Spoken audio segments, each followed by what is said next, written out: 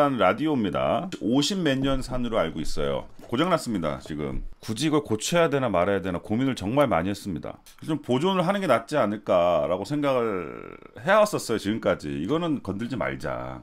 라디오 잘 안 들어요.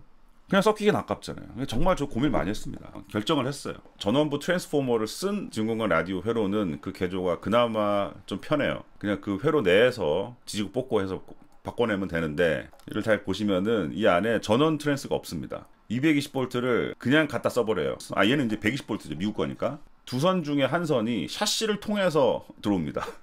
여기를 통해서 들어와요. 경고 문구 써 있습니다. 잠깐만요. 원래 뒷판이거든요. 이게 뒷판. The chassis of this receiver is directly connected to one side of this AC line. 트랜스포머가 없는 걸 가지고 건드려서 기타 앰프 만들면은 완전 배철수 형님 되는 겁니다. 회로를 개조를 하는 게 아니고 확실하게 걷어내겠습니다. 오디오 앰프로 개조하는 거는 굉장히 메리트가 있어요. 왜냐하면은 통을 쓸 수 있잖아요. 통이 예뻐요, 되게. 그리고 스피커가 또 안에 들어있습니다. 스피커. 네. 뭐 저는 별로 뭐 좋아하진 않지만 어쨌든 빈티지 스피커입니다. 그리고 또 장점이 스피커 있고 또 뭐가 있죠? 예, 요거 샤시. 이 샤시를 하나 만들려면은 몇만 원 줘야 돼요. 이 안에 무수히 많은 저항, 캐패시터는 좀 오래돼서 좀 그런데 뭐 여러 가지 부품들을 다 빼쓸 수가 있습니다. 요거 전원 스위치를 쓰면 되고요. 가변 저항 볼륨으로 잘 살려가지고 쓸 수 있고, 요거는 이제 기타 앰프니까 톤 컨트롤 하나 쓸 수 있고요. 얘는 뭐 쓸모가 없겠네. 그 디스토션 페달을 강력한 걸 하나 만들어 갖고 박아 넣으려고요. 요 진공관 회로를 살리는데 포기하는 가장 결정적인 이유가 출력관이 35C로 먼저 시작하는 거 아닌데 여기 있네. 35C. 예, 이름에서 알 수 있죠. 히터가 35V예요.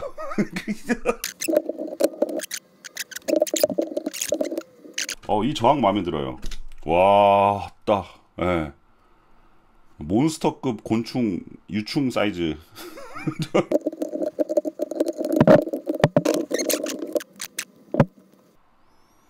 이거 뭐 철철 끓는 납탕에다가 한번 확 담궜다 빼고 싶네. 그럼 확 다 털려 나올 거 아니에요.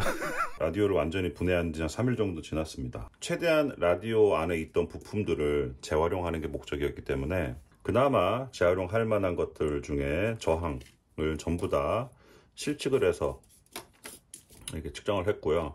이런 세라믹 캐패시터는 사용을 못할 것 같고요. 그나마 좀 정상적으로 보이는 것들을 이런 커플링 캐패시터로 재사용했습니다. 알고 보니까 이게 굉장히 비싼 거더라고요.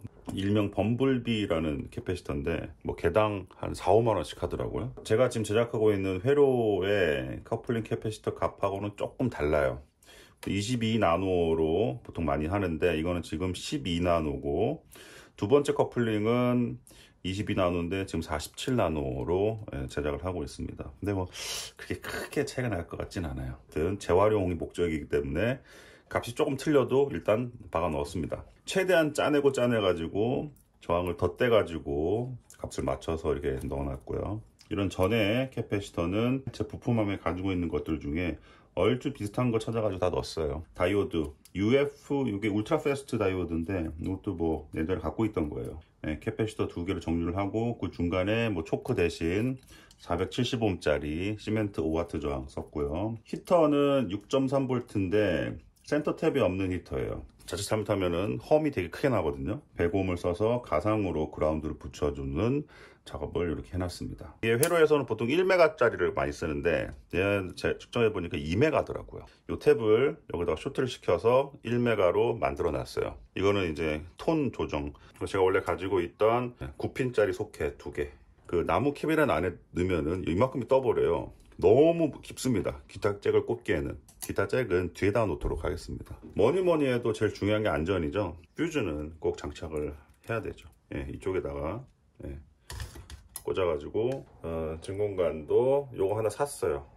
일렉트로 하모닉스 좀 저렴한 걸로 2F84 12AX7은 원래 있던 거고요. 이것도 일렉트로 하모닉스네요.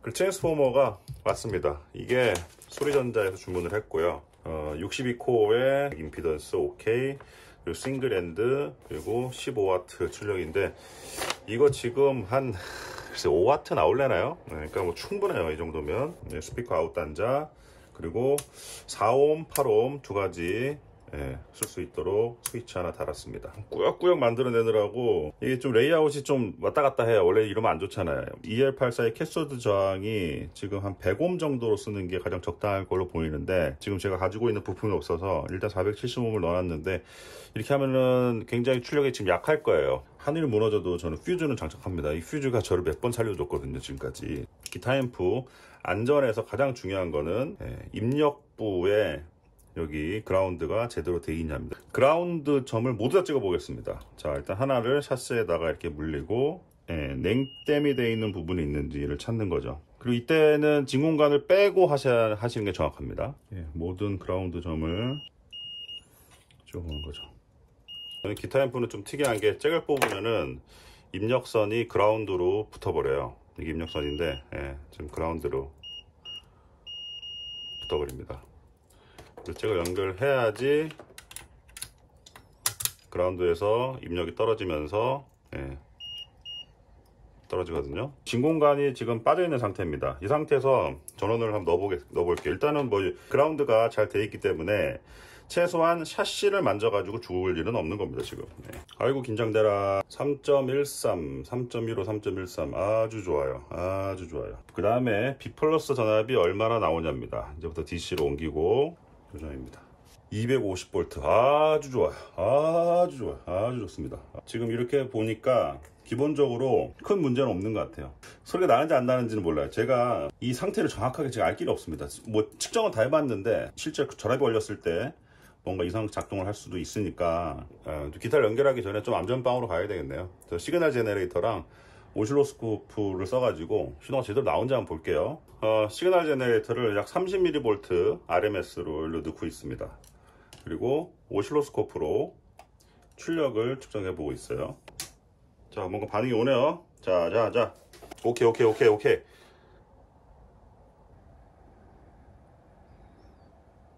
바이어스를 한번 보도록 하겠습니다. 차갑게 걸려 있을 것 같거든요. 딱 봐도 216V 나오고요. 7.7V 7.7 나누기 470옴. 너무 약하다. 16mA가 이 값이랑 이제 216V를 곱하면은 3.53W인데 이건 출력 와트가 아니고 지금 플레이트 손실이에요. EL84가 12W입니다. 그러니까 거의 한 4분의 1 정도밖에 지금 못 써먹고 있는 거야. 내일 부품이 오면은 요거를 지금 470에서 한 100 정도로 낮추면은 한 12W 분의 9W 정도, 거의 한 80, 70, 80% 정도까지는 끌어올릴 수 있을 것 같습니다. 근데 일단은 소리가 나는 거는 지금도 문제가 없으니까요. 이렇게 쓰면 좋긴 좋아요. 사실 진공관 엄청 오래 씁니다, 이렇게 쓰면. 스피커를 잭을 하나 개조했습니다. 이렇게 배터리를 가지고 이 콘 움직이는 방향으로 일단 플러스 극성을 찾아냈고요. 자, 소리가 날까 과연?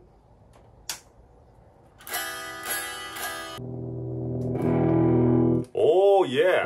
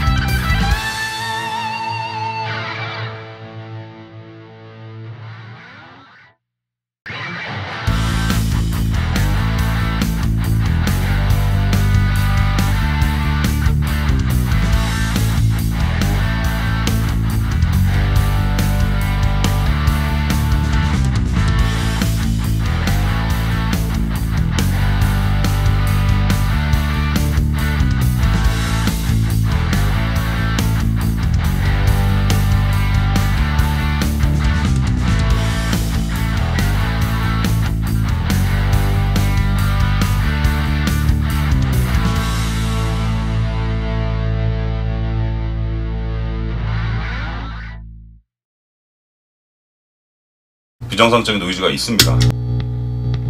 그런데 잠깐만, 이거 파신 분 보고 있나 모르겠는데 죄송합니다. 아, 내가 파는 거 말렸어야 되는 건데,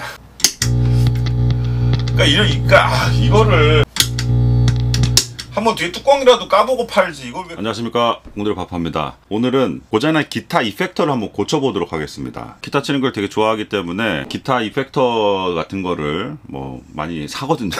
예전에는 DIY도 많이 했는데, 최근에는 기타 앰프 만드는 거에 되게 뭐 빠져가지고 좀 자작을 많이 했지만, 사실 제가 처음으로 자작에 발을 들여놓은 거는 기타 이펙터입니다. 이런 페달이죠. 지금 오늘 보여드릴 이 제품은 이게 신품가가 상당히 비쌉니다. 이게 중고로도 아마 한 20몇만 원 가격이 형성되어 있고, 왜 이렇게 이게 유명해졌냐면은 이 벤슨 앰프라는 미국의 회사가 있습니다. 이렇게 대량 생산하는 회사는 아니고 부티크 앰프라 그러죠. 소량 생산으로 손으로 이렇게 직접 포인트 사람 손으로 다 앰프를 만들어서 제품을 파는 회사인데 굉장히 비싸요. 약간 빈티지 성향의 그런 소리를 위주로 만드는 회사인데, 벤슨에서 나온 치메라라는 앰프가 있는데 굉장히 유명해요. 거기에 프리앰프 회로를 여기다가 넣었답니다. 근데 진공관 앰프를 여기다가 진공관을 넣어가지고 넣진 않고, 트랜지스터 중에서 FET, JFET 그나마 진공관 소리와 좀 비슷하다고 하죠. 그래서 여기 JFET201이라는 것도 굉장히 유명한 트랜지스터인데,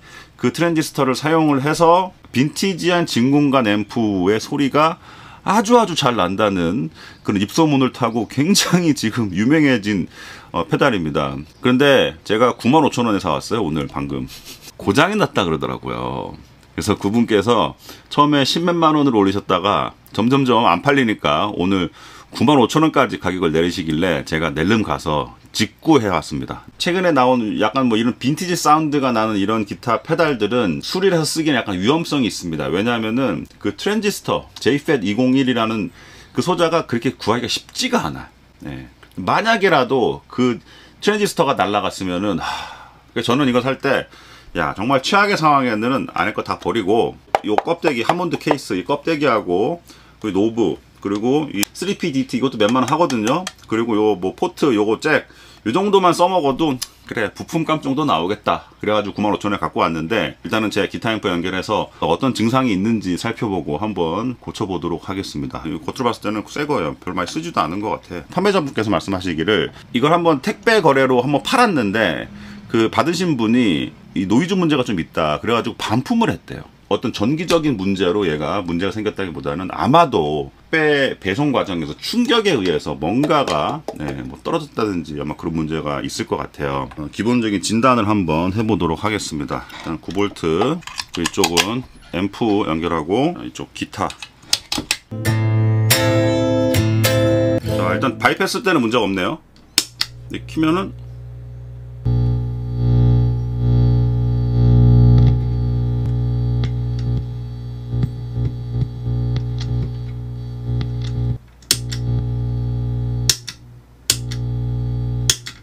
비정상적인 노이즈가 있습니다. 그런데 잠깐만, 이거 파신 분 보고 있나 모르겠는데 죄송합니다. 아, 내가 파는 거 말렸어야 되는 건데, 그러니까 이거를 한번 시도라도 해보고 팔지, 왜 그냥 이거 팔았을까? 한번 뒤에 뚜껑이라도 까보고 팔지. 이거 그라운드 떨어진 거예요, 안에. 뭐 정확히 어딘지는 회로를 봐야 알겠지만, 지금 그라운드가 안 좋으니까 손으로 어딜 잡으면은 지금 뭔가 조금 해결이 돼. 이게 지금 샤시하고 절연 커넥터를 다 썼네요. 그러니까 어차피 지금 이게 페인팅이 돼 있기 때문에 완벽하게 그라운드 잡히진 않는데, 자, 이런 것들 특징이 뭐냐면요, 정확하게 샤시를 손으로 딱 잡는 순간 노이즈가 싹 없어질걸요? 자, 예를 들어서 여기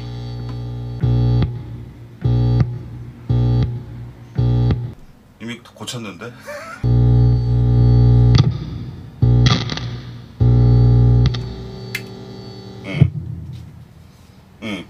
자, 지금 입으로 그라운드 잡았어요.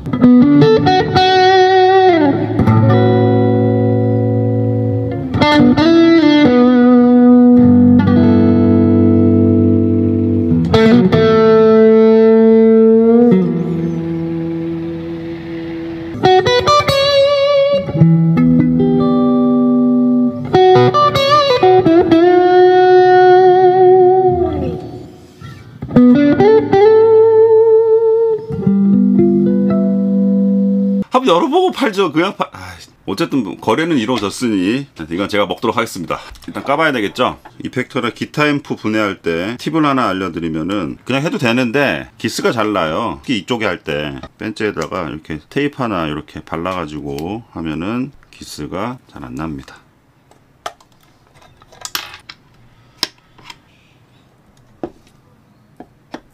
저도 예전에 진짜 이펙터 진짜 많이 만들었는데 어느 순간부터 이게 그만 만들자 싶더라고요. 싸게 만들면은 참 저렴하게 만들 수 있어요. 처음에 반찬통 같은 데다가 많이 시도를 하죠. 그렇게 만들어 놓으면 안 쓰게 돼. 제대로 된 부품을 가지고 하려면 가격이 꽤 들어요. 또 그다음에 제가 만들어 놓은 것 중에 가장 오래 쓰는 게 요거거든요. 이게 뭐 회로는 되게 간단한 클린 부스터인데 기본 부품 가격만 해도 한 몇만 원 한다고. 그 돈이면은 사게 되더라고요.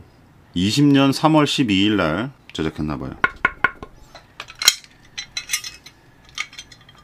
이 거북이 등점 생겼다 그래가지고 거북이 등잭이라는 말도 씁니다. 세대가 이제 변했어. 그래가지고 이런 이펙터들도 SMD 타입으로 이렇게 납땜이 돼버리네. 뭐 제작 단가는 많이 떨어지겠지만 사실 수리성이 좋진 않거든요. 좀 생각을 좀 해보죠. 무슨 문제였을까. 이 볼트 이 부분에다가 손을 댔더니 잡음이 확 없어졌잖아요. 자, 기타 인풋에 들어가는 신호의 그라운드를 손으로 잡게 돼 있잖아요. 기타 줄도 그라운드 연결되어 있거든요. 그러니까 기타 줄도 그라운드 연결되어 있고 얘도 여기에 연결되어 있으면은 내가 여기를 손을 대나 안 대나 아무 상관이 없어야 돼요. 노이즈가 없어야 돼요. 그런데도 불구하고 여기를 손으로 잡아야지 뭔가 그라운드가 연결이 되는 그런 상황이 된 거죠. 바이패스 했을 때 문제가 없었어요. 그 얘기는 무엇이냐, 이 잭에는 문제가 없다는 얘기 같아요. 바이패스를 하지 않고 거쳐갔을 때 그라운드가 잡히지가 않는다. 자, 거쳐갔을 때 신호 중에 하나가 이 그라운드로 빠지진 않는 것 같아요. 참고로 여기 돌리는 게 두 개가 있습니다. 요거는 나중에 수리 다 끝나고 이거 맞춰볼게요. 이거 맞추는 방법이 있더라고요. 그라운드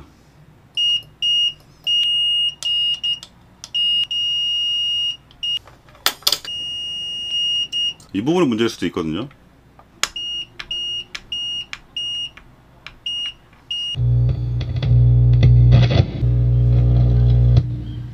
지금 잡으면 안 나요. 지금 안 납니다. 네, 나죠. 요 스프링하고 여기하고 접점이 왔다 갔다 하는 것 같아요. 이거 움직일 때마다 이 접점이 붙었다 떨어졌다 하는 것 같습니다. 왜 그럴까 하고 보니, 자, 이 접점을 정확하게 붙이려면 여기 페인팅이 안 돼 있어야 되는데 살짝 페인트가 날렸어. 이 안쪽까지 지금 들어갔거든요. 그러니까 지금 정확하게 접지를 잡아주지 못하는 것 같습니다.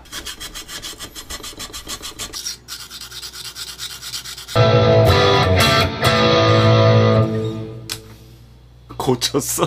아까 이 접점에 문제가 있다 보니까 샤시 그라운드가 안 되고 이런 잭을 썼기 때문에 샤시 그라운드는 연결되어 있지가 않고, 또 그러니까 무조건 얘를 통해서만 이 샤시 그라운드로 연결되어 있어야 되는데 연결이 안 돼 있다 보니까, 자, 이 샤시에 내 몸을 닿았을 때 그때서야 비로소 이 그라운드 역할을 해주는 거예요. 자, 왜냐하면은 저의 한 손은 여기에 닿아 있고 한 손은 기타를 잡고 있으니까 기타 줄은 또 그라운드 연결되어 있잖아요. 자, 그러니까 사포질 한 번이면 고칠 수 있었던 거. 정말 열어보면 아무 문제 아닌데도 버려지는 물건들이 많다. 글쎄요, 버리지 말라라고는 말씀을 못 드리겠고 많이 버리세요. 그리고 제 채널에 보시는 분들은 얼른 줍줍 하세요. 줍줍. 95,000원에 오늘 득템을 했습니다. 뭐 이 페달의 소리에 대해서는 다른 유튜브 채널 검색해 보세요. 제 업주자는 기타 실력으로 이 소리에 대해서 논하고 싶지는 않은데, 한 가지 재밌는 거는 이 드라이브와 볼륨의 질감이 상당히 진공관에 부스럽습니다. 진짜 진공관, 파워앰프 진공관이 확 달아오르면서 나오는 그 소리 같은 소리가 쫙 또 올라가요. 좀 신기하네요. 리니어한 볼륨 조절 개념하고 조금 다른 것 같습니다. 상당히 재밌네요. 뭐 잠깐 쳐봤지만 인기 있는 이유가 있네요. 여기까지 봐주셔서 감사합니다. 공대로 파파였습니다. 이거 오늘 저한테 판 사람 너무 배 아파하지 말아요. 살다 보면 그럴 수도 있는 거지.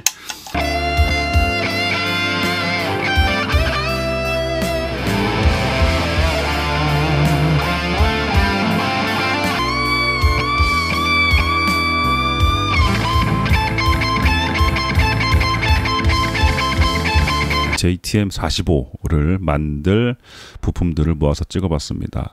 뭐 JTM45는 워낙 뭐 전설적인 뭐 제품이다 보니까 회로도가 다 공개가 돼 있어요.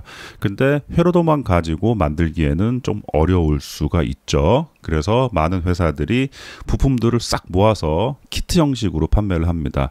근데 판매를 할 때 회로도 뭐 어떻게 와이어링 하는지 와이어링 다이어그램, 그리고 보드를 만들 때 보드 위에다가 프린터해서 붙여놓고 그 구멍대로만 구멍을 뚫으면 되도록 여러 가지 정보를 함께 제공을 합니다.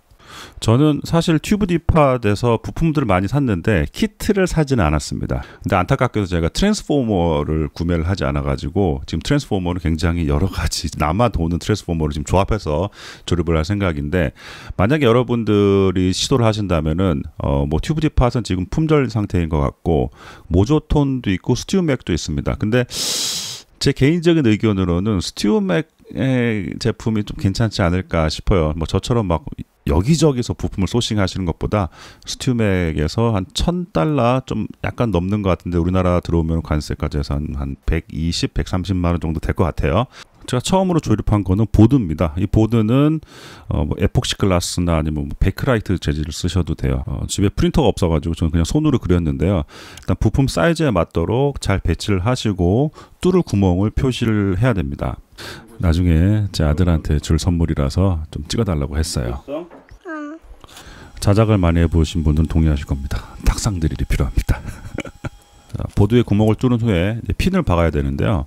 이 핀이 한 100개에 한 3만원, 4만원 정도 해요. 그리고 전용 툴이 있습니다. 그래서 탁탁 이렇게 쳐주면은 끝에가 벌어지면서 절대로 빠지지 않습니다. 보드가 완성됐습니다. 예쁘죠?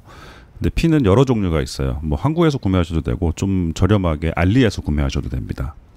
이제 레이아웃 정보대로 똑같이 부품들을 보드 위에 장착을 하시면 돼요. 이렇게 손으로 돌려서 엮어 놓고 납땜을 하시면 되는데, 저는 2분의 1W짜리를 써도 되는데 굳이 다 1W짜리를 사가지고 좀 공간이 좀 모자랐습니다. 저같이 괜히 큰 거 하지 마시고 2분의 1W를 써도 되는 경우에는 그냥 2분의 1W 저항을 쓰시길 바랍니다.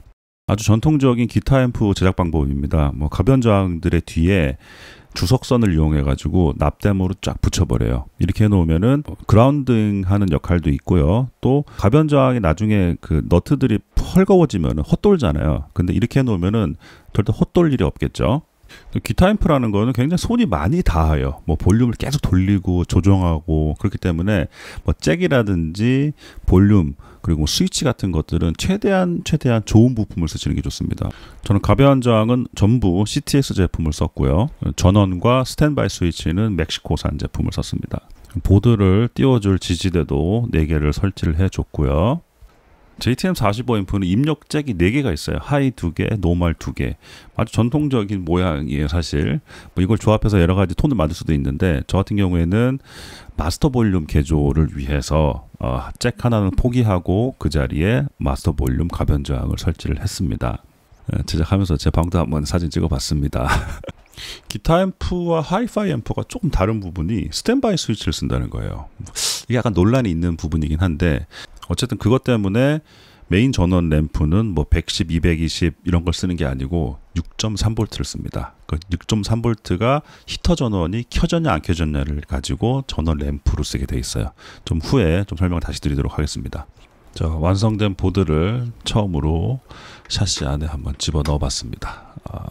기타 앰프는 하이파이하고 다르게 굉장히 악조건에서 사용을 해요. 막 계속 들고 다니고 차로 이동을 하고 막 넘어지고, 그리고 앰프 헤드 밑에 스피커가 어마어마하게 큰 소리로 울리고 하다 보니까 마이크로포닉 이런 거에 대처를 좀 해야 됩니다. 스프링 타입으로 된 걸로 꽉 눌러주는 리테이너라 그러나요? 그거를 설치를 했고, 진공원 히터 배선 완료한 모습입니다. 사실 이게 논란이 살짝 있습니다. 저런 식으로 와이링을 하면은 꼬아도 사실 별 효과가 없는 부분이 존재를 하거든요.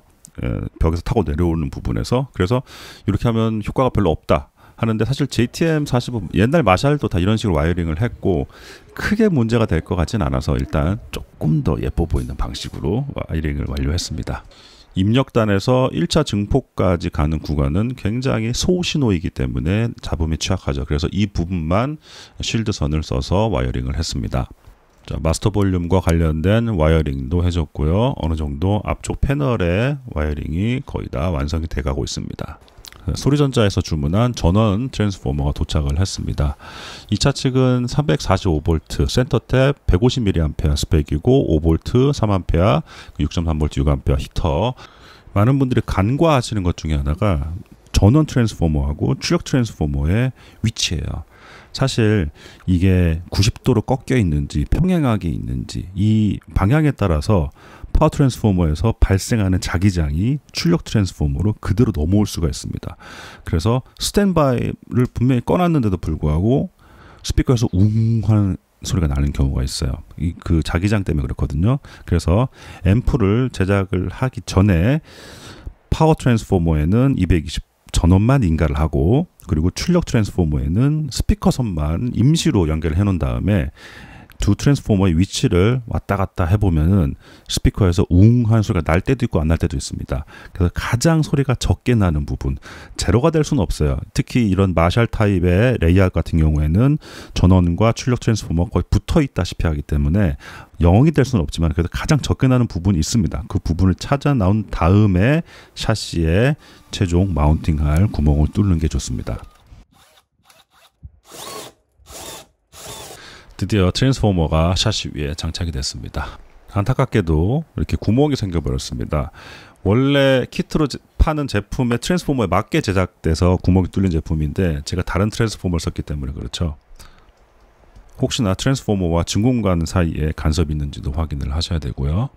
트랜스포머가 장착됐으니까 이제 내부 와이어링을 한번 해보도록 하겠습니다.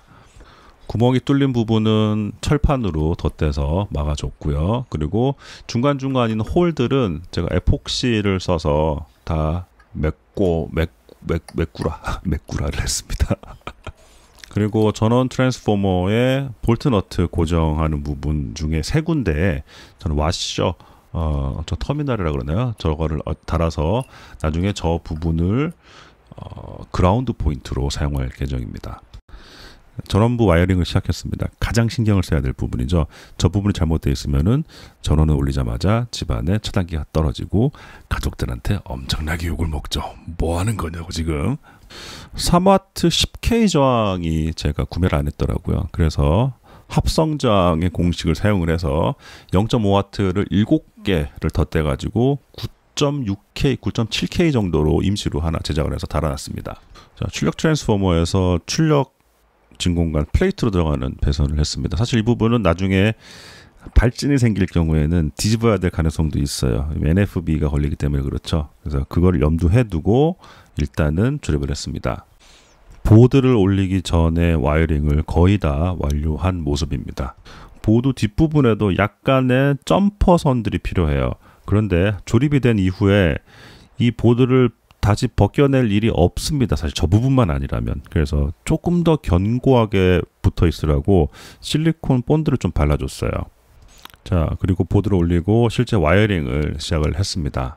히터 전압도 보드의 핀 2개를 통해서 진공관으로 가고 또 그 선이 파일럿 램프 6.3V 전원 램프로도 가고요.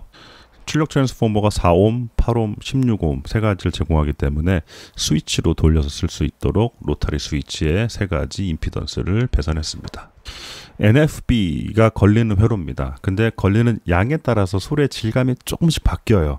그거를 쉽게 조정할 수 있도록 스위치에 저항 2개를 납땜을 해놓고 그 스위치 3단 스위치를 통해서 조정할 수 있도록 뒤편에 옵션으로 장착을 했습니다. 브라이트 채널에 붙는 100 피코페러짜리 캐패시터인데 이게 없어가지고 제가 임시로 68, 22 이렇게 더해가지고 붙여놨습니다. 병렬로 붙이면 더해지잖아요. 얼추 와이어링이 완성이 된 모습입니다. 사실 배선재를 고를 때는 저는 배선재에 따른 음질 사실 저렇게 솔직히 별로 믿지는 않는데 사실 그것보다는 배선재 피복이 얼마나 열에 강한지를 저는 봐요. 그래서 이번 제작에는 테프론 재질의 배선재만 사용했습니다. 아주 마음에 들어요. 저처럼 납땜을 굉장히 무식하게 하는 사람한테는 정말 필요한 배선재입니다. 자, 맨 마지막으로 스피커 출력 터미널 와이어링까지 완료를 했습니다. 앰프를 제작하고 나서 처음에 안전하게 전원을 인가해보는 방법 여러 가지가 있는데 가장 많이 쓰는 방식이죠. 이 방식이 뭐 슬라이닥스, 미국에서 베리악이라고 하는 제품을 사용해서 전압을 조금씩 올려보는 겁니다. 저때 전류값을 볼 수 있어요. 근데 지금 진공관이 전부 다 빠져 있는 상태고 정류관만 연결되어 있습니다. 그러니까 정류관에서 먹는 전류만 어느 정도 체크가 돼야 되는 거죠. 지금 0.03A 정도 소모가 되고 있는데 저 뜻은 쇼트가 된 부분은 최소한 없다. 진공관을 연결하고 전원을 넣기 위해서 더미 저항을 연결했습니다. 진공관 앰프는 스피커 없이 전원을 키면 안 됩니다. 그리고 정류관, 출력관, 뭐 프리관 전부 다 진공관을 전부 다 연결한 상태에서 각 포인트의 전압을 한번 측정해 봐야 됩니다.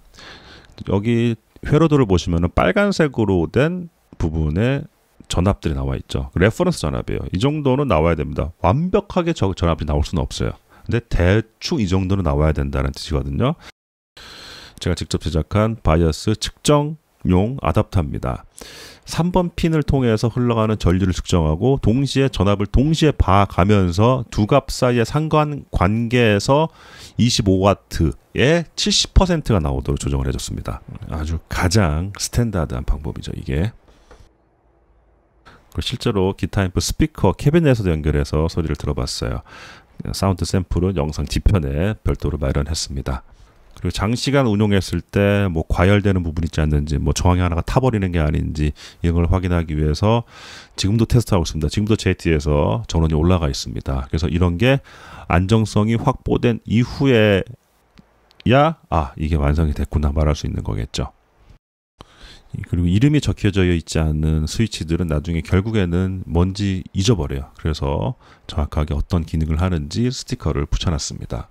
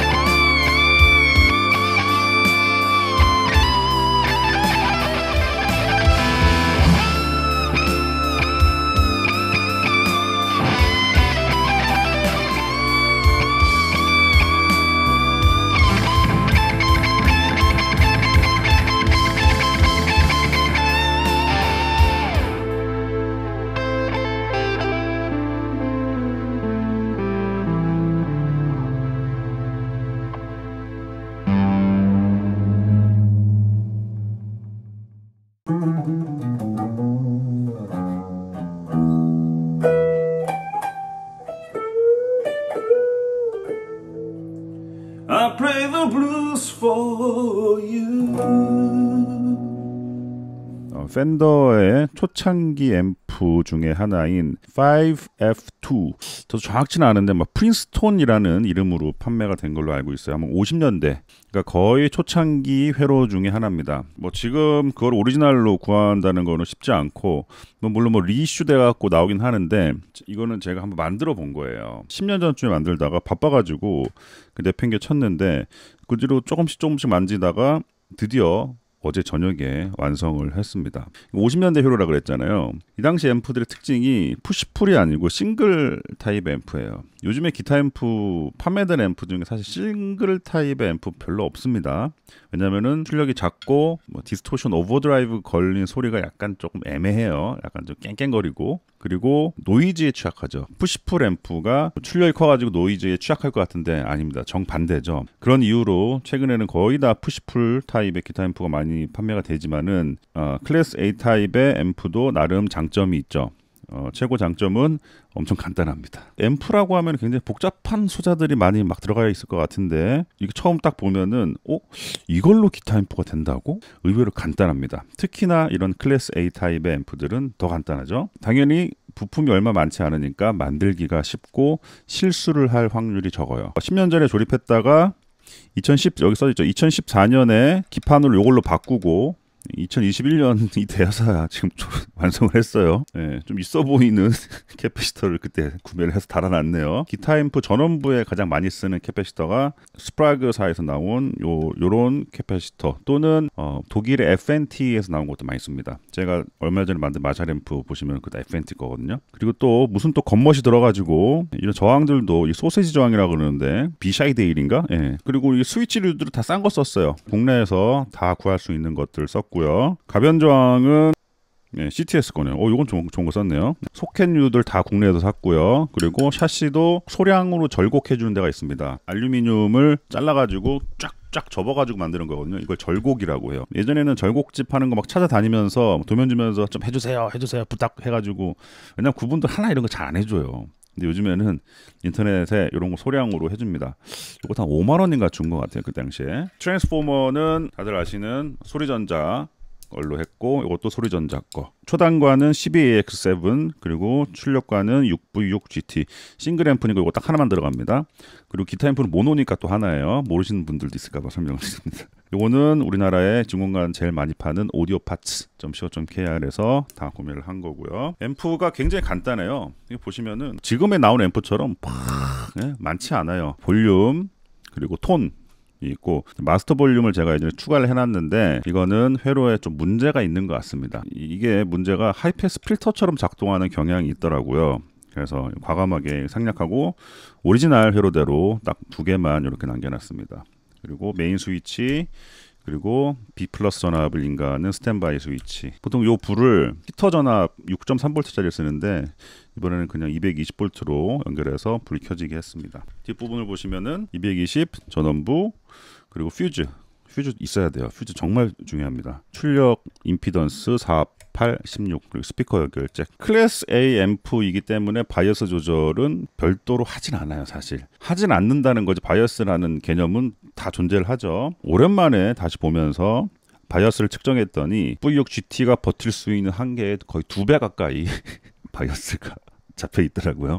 진공관이 거의 녹을라 그래가지고, 디버깅이라는 게 사실 뭐 아주 큰 실수를 바로잡는 게 아니고 자잘한 부분, 와이어 하나 두 개 이런 거 까먹는 거거든요. 이 부분에 플러스 저항을 만들어 줌으로써 바이어스를 형성하고 전류를 컨트롤하는 건데, 제가 마스터 볼륨 개조를 한답시고 뭘 하다가 이 와이어를 연결 안 했더라고요. 그리드 0V가 제대로 잡히지 않으면서 진공관이 녹을 뻔했다.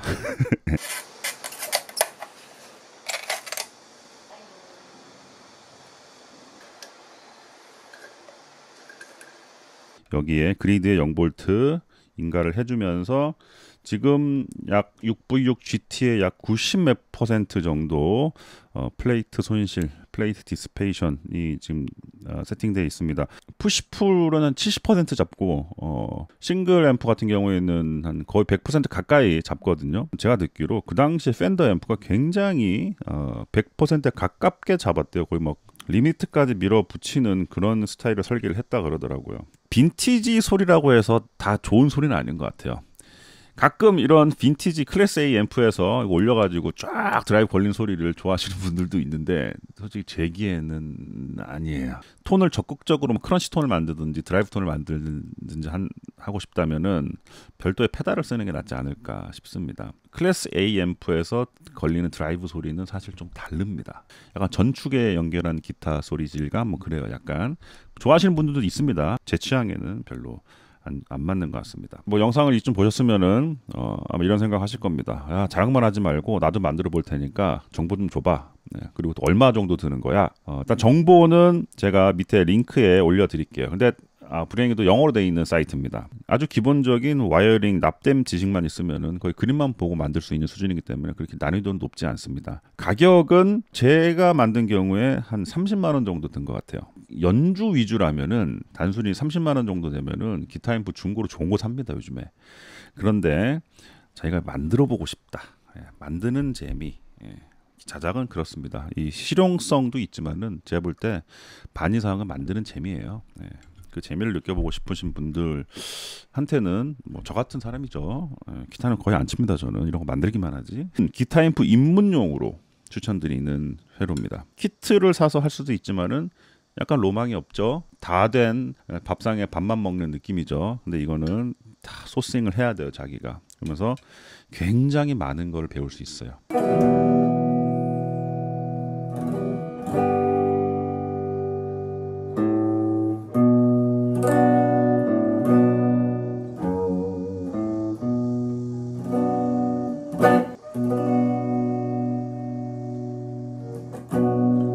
I play the blues because I want to sing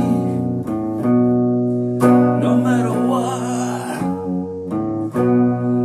they say. I play the blues no matter what they say.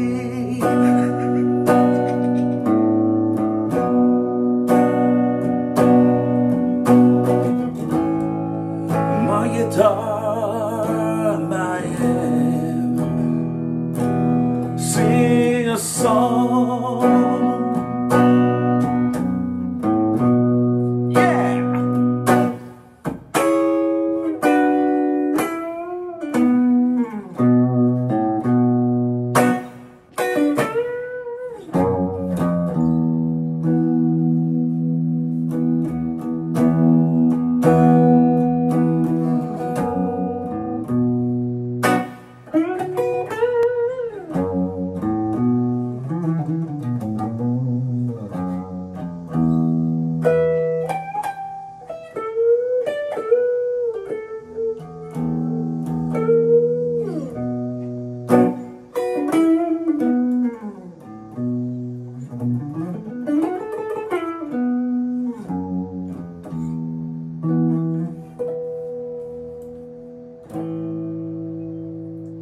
I play the blues for you.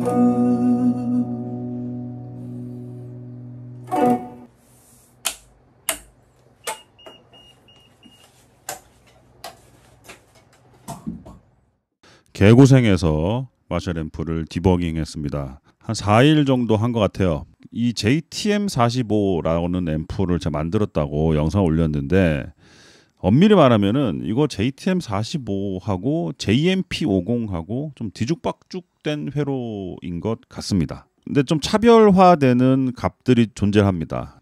대표적인 게 플레이트 전압입니다. 제가 저번에 조립했을 때 어떤 스펙으로 조립했냐면은 트랜스포머를 345 양파 345 센터 탭 그러니까 690V죠. 150mAh의 스펙으로 트랜스포머를 제작을 했어요. 요 녀석이죠.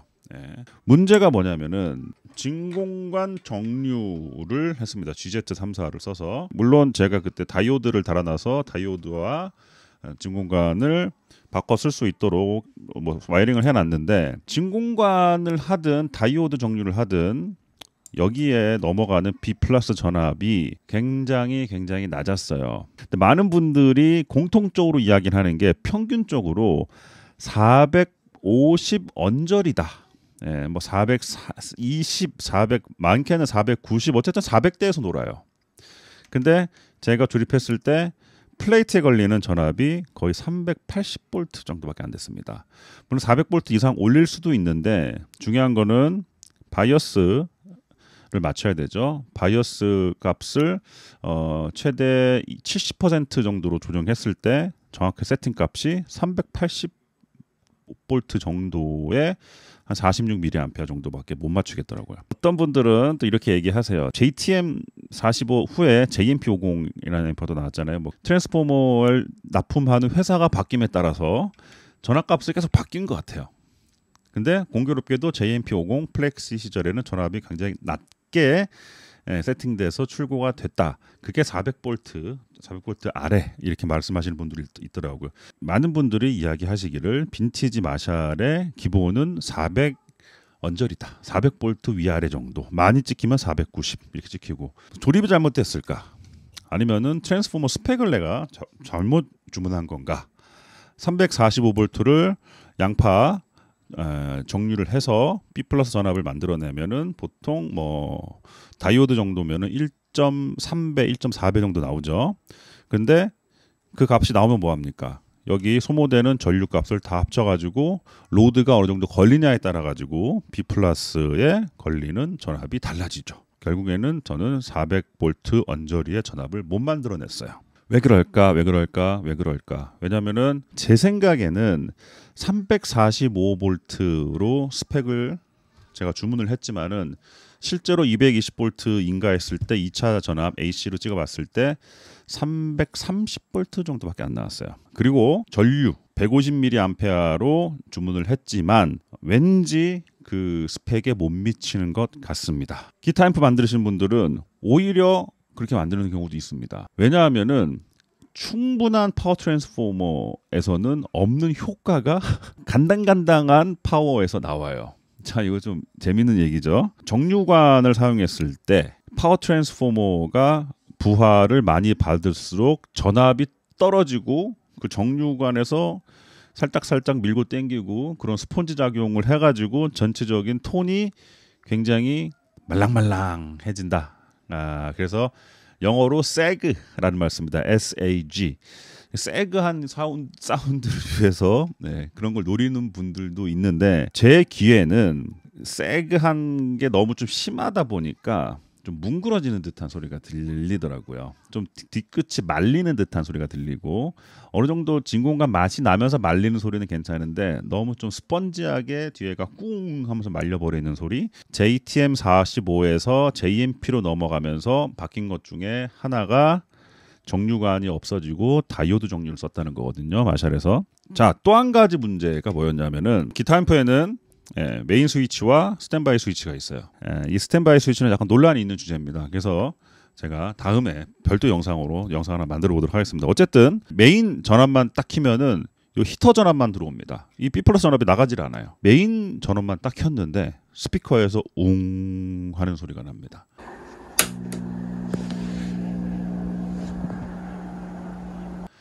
이거를 제가 조립할 때 이미 알고 있었어요. 그래서 트랜스포머 위치를 최대한 웅 하는 소리가 나지 않도록 잡았습니다. 이 웅 하는 소리가 나는 이유가 뭐냐면은 이 뭐 히터 전압이 뭐 간섭돼서 나는 게 아니에요. 파워 트랜스포머에서 발생하는 자기장이 바로 옆에 붙어 있는 출력 트랜스포머에 간섭을 하는 거예요.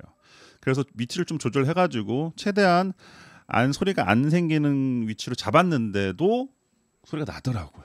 좀 거슬렸어요. 왜냐하면은 제가 지금까지 만들어 본 또 제가 써본 앰프 중에서는 소리가 가장 컸어요. 이게 물론 이 자기장이라는 거는 볼륨을 올린다고 커지는 게 아니죠.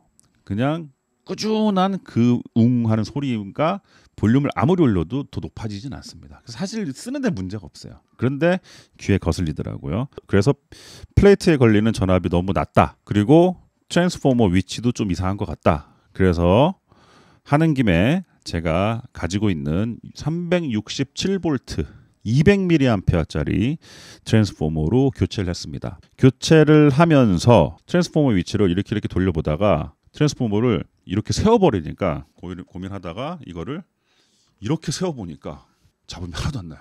완벽히 조용해지더라고요.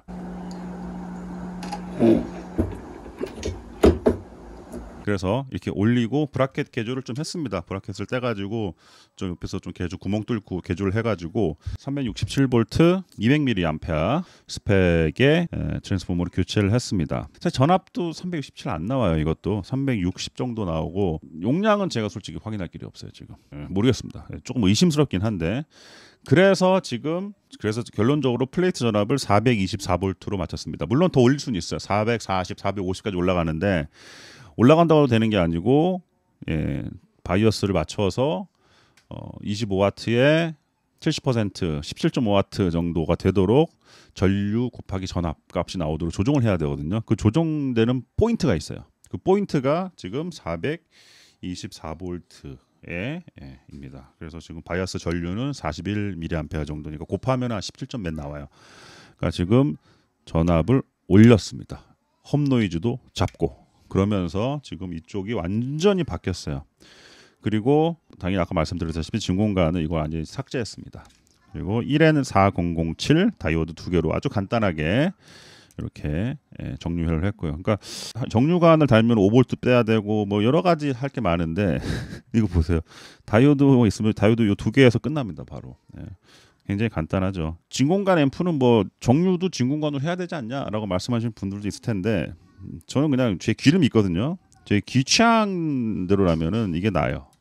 훨씬 더 입자가 단단하고 낮은 플레이트 전압을 좋아하시는 분들도 있습니다. 아주 유명한 예가 에디 밴 헤일런이죠. 1집 앨범을 들어보시면은 아주 멋있는 마샬 앰프 소리가 녹음되어 있습니다.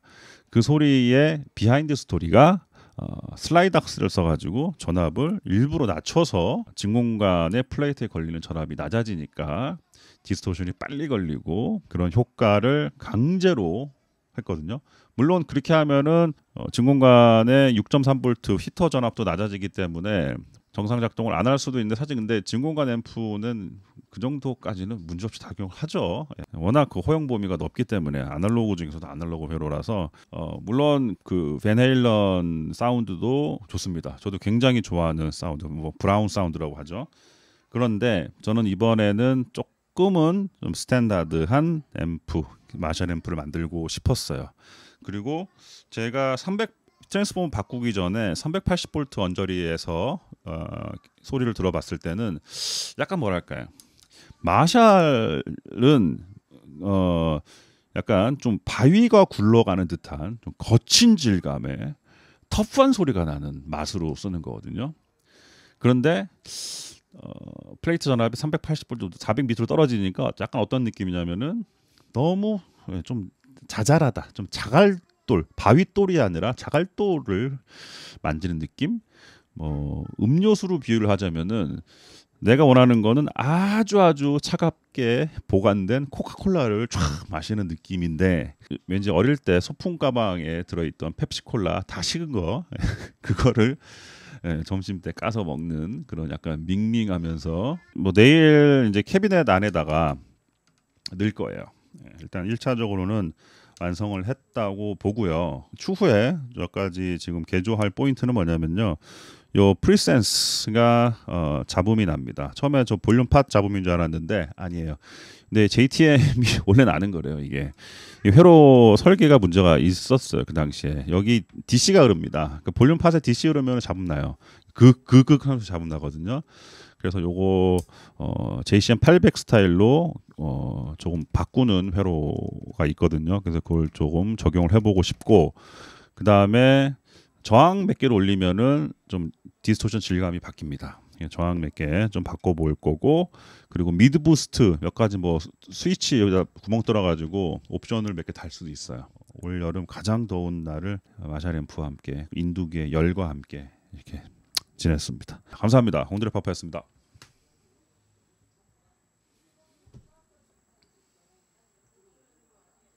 안녕하세요. 공드레 파파입니다. 며칠 전에 제가 진공관 라디오를 완전 개조해서 기타 앰프를 만들었죠. 근데 그 당시에 부품이 하나가 없어가지고 제가 EL84의 진공관을 최대한 써먹지를 못했습니다. 약간 봉인이 돼 있던 상태였어요. 근데 오늘 요 저항을 교체를 해서 EL84 진공관의 봉인을 한번 풀어보도록 하겠습니다. EL84는 최대 12W의 플레이트 디스페이션 손실이라는 값을 가지고 있어요. 진공관이 소모를 하는 전력을 얘기하는 건데요. 이 전력 값에 가깝게 세팅할수록 출력은 그 비례해서 높아지는 거죠. 근데 12W라고 해서 출력이 12W라는 얘기는 아닙니다. 12W의 소모를 가지고 그 다음에 트랜스포머에 거쳐서 반영되는 값이 최종 스피커 아웃풋으로 나가는 출력이라서 이 최대 소모 디스페이션 값보다는 좀 낮아요. 지금 세팅된 값을 한번 살펴보면은 플레이트에는 222V, 그리고 캐소드에는 7.7V 그리고 470옴 저항을 통해서 계산을 해보면은 캐소드로 약 16.4mA 정도가 흐르고요. 스크린 그리드로 흐르는 거는 일단은 무시를 하고 계산을 해보면은 지금 3.5W, 그러니까 12W의 거의 한 4분의 1 정도밖에 써먹고 있지를 못하는 겁니다. 이 상태에서 앰프의 출력을 좀 측정을 해봤더니 오버드라이브가 걸리기 이전에는 약 0.245W, 그리고 오버드라이브 완전히 끝까지 끌어올렸을 때 스피커 최종 출력이 약 2.3W 정도 출력이 되고 있습니다. 저항을 바꿀 거예요. 470옴에서 100옴으로 바꿀 건데요. 자, 100옴으로 바뀌면은 어떤 일이 생기냐? 이 저항이 낮아지니까 여기에 걸리는 전압도 낮아집니다. 대신 여기에 흐르는 전류는 높아지죠. 파워는 전류 곱하기 전압 차이니까 이게 완전히 뭐 비례적으로 쫙 계산이 되지는 않지만은 어쨌든 결과적으로는 플레이트 소모의 값이 올라갈 거예요. 7에서 9W 정도까지 나올 것 같거든요. 지금 계산상으로는 이건 제가 가지고 있는 고용량 저항 전용 박스입니다. 100옴짜리 빼내서 바꿔볼게요. 이 상황을 예상을 하고 납땜을 일부러 대충 해놨습니다. 이거. 네. 자, 금방 빼냈죠. 자, 작업은 끝났습니다. 너무 간단하죠? 자, 일단 입력 신호를 넣어보기 전에 바이어스를 한번 다시 보도록 하겠습니다. 일단 플레이트부터 잡아야 되겠죠? 예, 전원을 올렸습니다. 예, 플레이트 전압 떨어져요. 아까 222V였는데 그러니까 이게 한 가지 값만 바뀌는 게 아니고 회로라는 게 전부 다 연관되어 있기 때문에 여러 가지 값들이 동시에 파도가 쓸려가듯이 같이 움직입니다. 그 다음에 캐소드 저항에 걸리는 전압, 이것도 아까보다 확실히 떨어지죠. 자, 반올림에서 3.6V 그러면은 일로 흐르는 전류는 더하기 빼기 나누기만 하는 제 공학용 계산기로 36mA가 흐르는 겁니다. 196.4를 하면은 플레이트 손실은 얼마일까요? 7W. 예. 12W에 비하면은 아직도 차갑게 걸려 있네요. 저 몇 옴을 걸어? 50옴 정도 걸어야 되겠네. 좀 올리려면. 잠깐만, 설계 잘못됐나? 60% 정도 걸려 있습니다. 이 값도 한번 측정해 보도록 하겠습니다. 오실로스코프를 켜고요. 1kg 사인파 30mV 여기로 지금 들어가고 있고요. 그리고 AC 전압 측정을 해야 되고요. 그리고 이 오실로스코프로 출력 파형을 측정을 해야 되죠. 그리고 이 더미로드 없이 측정하면 안 돼요. 자, 아이고 출력이 확 올라가네. 자, 클리핑 생기기 이전에 클리핑 모양도 좀 다릅니다. 이 클리핑의 모양이 그 전에는 약간 위에가 먼저 찌그러지기 시작했는데 이제 좀 정상으로 나오네. 그래 그래 진작 이거 바꿀 걸. 3V 찍게요. 3V 3의 제곱 나누기 8옴이니까 1.1W. 기타 앰프의 특권이 뭐죠? 디스토션 신경 안 쓴다. 디스토션 자체를 소리의 질감으로 보기 때문에 디스토션 신경 안 쓰는 거죠. 자 끝까지. 자, 4.9 3W. 자, 죽을 수도 있으니까 일단은 좀 전원은 좀 빼겠습니다. 그러니까 디스토션이 생기기 이전에는 자 0.245W밖에 안 나오던 게 이렇게 바꾸니까 클린한 디스토션 걸리기 이전 출력이 1W까지 올라갔어요. 거의 4배 가까이 올라갔습니다. 비록 여기에 헤드룸은 조금 떨어졌지만 EL84의 정격으로 소모되는 파워가 올라감으로 인해서 클린한 신호의 아웃풋은 이만큼 뛰어 올랐다라고 해석을 하는 게 맞는 것 같아요. 그렇게밖에 안 보입니다. 제가 볼 때는. 두 번째, 최대 출력은 2.3W에서 3W 별로 오르질 않았어요. 이걸 어떻게 해석해야 될까요? 이거 좀 해석을 이거는 유보를 좀 해야 되겠습니다. 깨끗한 사인파에 AC 전압을 잰 게 아니고 여기서부터는 거의 스퀘어파거든요. 사각파 수준이기 때문에 잘 아시는 분들 해석 좀 부탁드립니다. 이 상관관계를 어떻게 바라보면 되는 것인지. 클린한 신호가 4배가 뛰었는데 왜 전체 최대 출력, 디스토션이 걸린 상태에서 최대 출력은 별로 뛰어오르질 않았을까요? 오픈된 결말을 가지고 오늘 영상 마치도록 하겠습니다. 감사합니다. 오늘 밥했습니다. 근데 딱 근데 딱 눈을 와, 예. 안녕하세요, 공돌이 파파입니다. 기타 앰프입니다. 진공관 오디오 앰프 키트 조립하는 영상을 올린 적이 있는데 이렇게 기타 앰프라는 주제를 가지고 영상을 올리는 건 처음 같습니다. 저는 사실 기타를 상당히 오래 쳤습니다. 잘 치는 건 아니고 정말 취미로만 기타를 즐겨왔고, 제가 전자공학을 전공을 했기 때문에 또 취미로 이런 기타 앰프를 많이 만들었어요. 근데 오늘 제가 들고 나온 앰프는 제가 만든 앰프는 아니고 기성품으로 나온 제품입니다. 카빈 레가시, 스티브 바이라는 굉장히 유명한 기타리스트가 있어요. 그분의 시그네처 모델이에요. 100W 진공관 앰프입니다. 기타 앰프는 오디오 앰프랑 기본 원리는 같습니다. 진공관을 통해서 증폭을 하는 건 똑같죠. 그런데 오디오 하이파이용 앰프 같은 경우에는 소스를 충실에 따르면서 조금의 감미료를 착착착 뿌려주는 그 목적으로 많이 쓰인다면은, 이 기타 앰프는 일렉트릭 기타의 소스에 적극적으로 개입하는 그 양이 어마어마해요. 그러니까 거의 소리를 새로 만든다. 물론 소스가 좋아야지 좋은 소리가 나겠지만은 그 개입하는 정도가 굉장히 큽니다.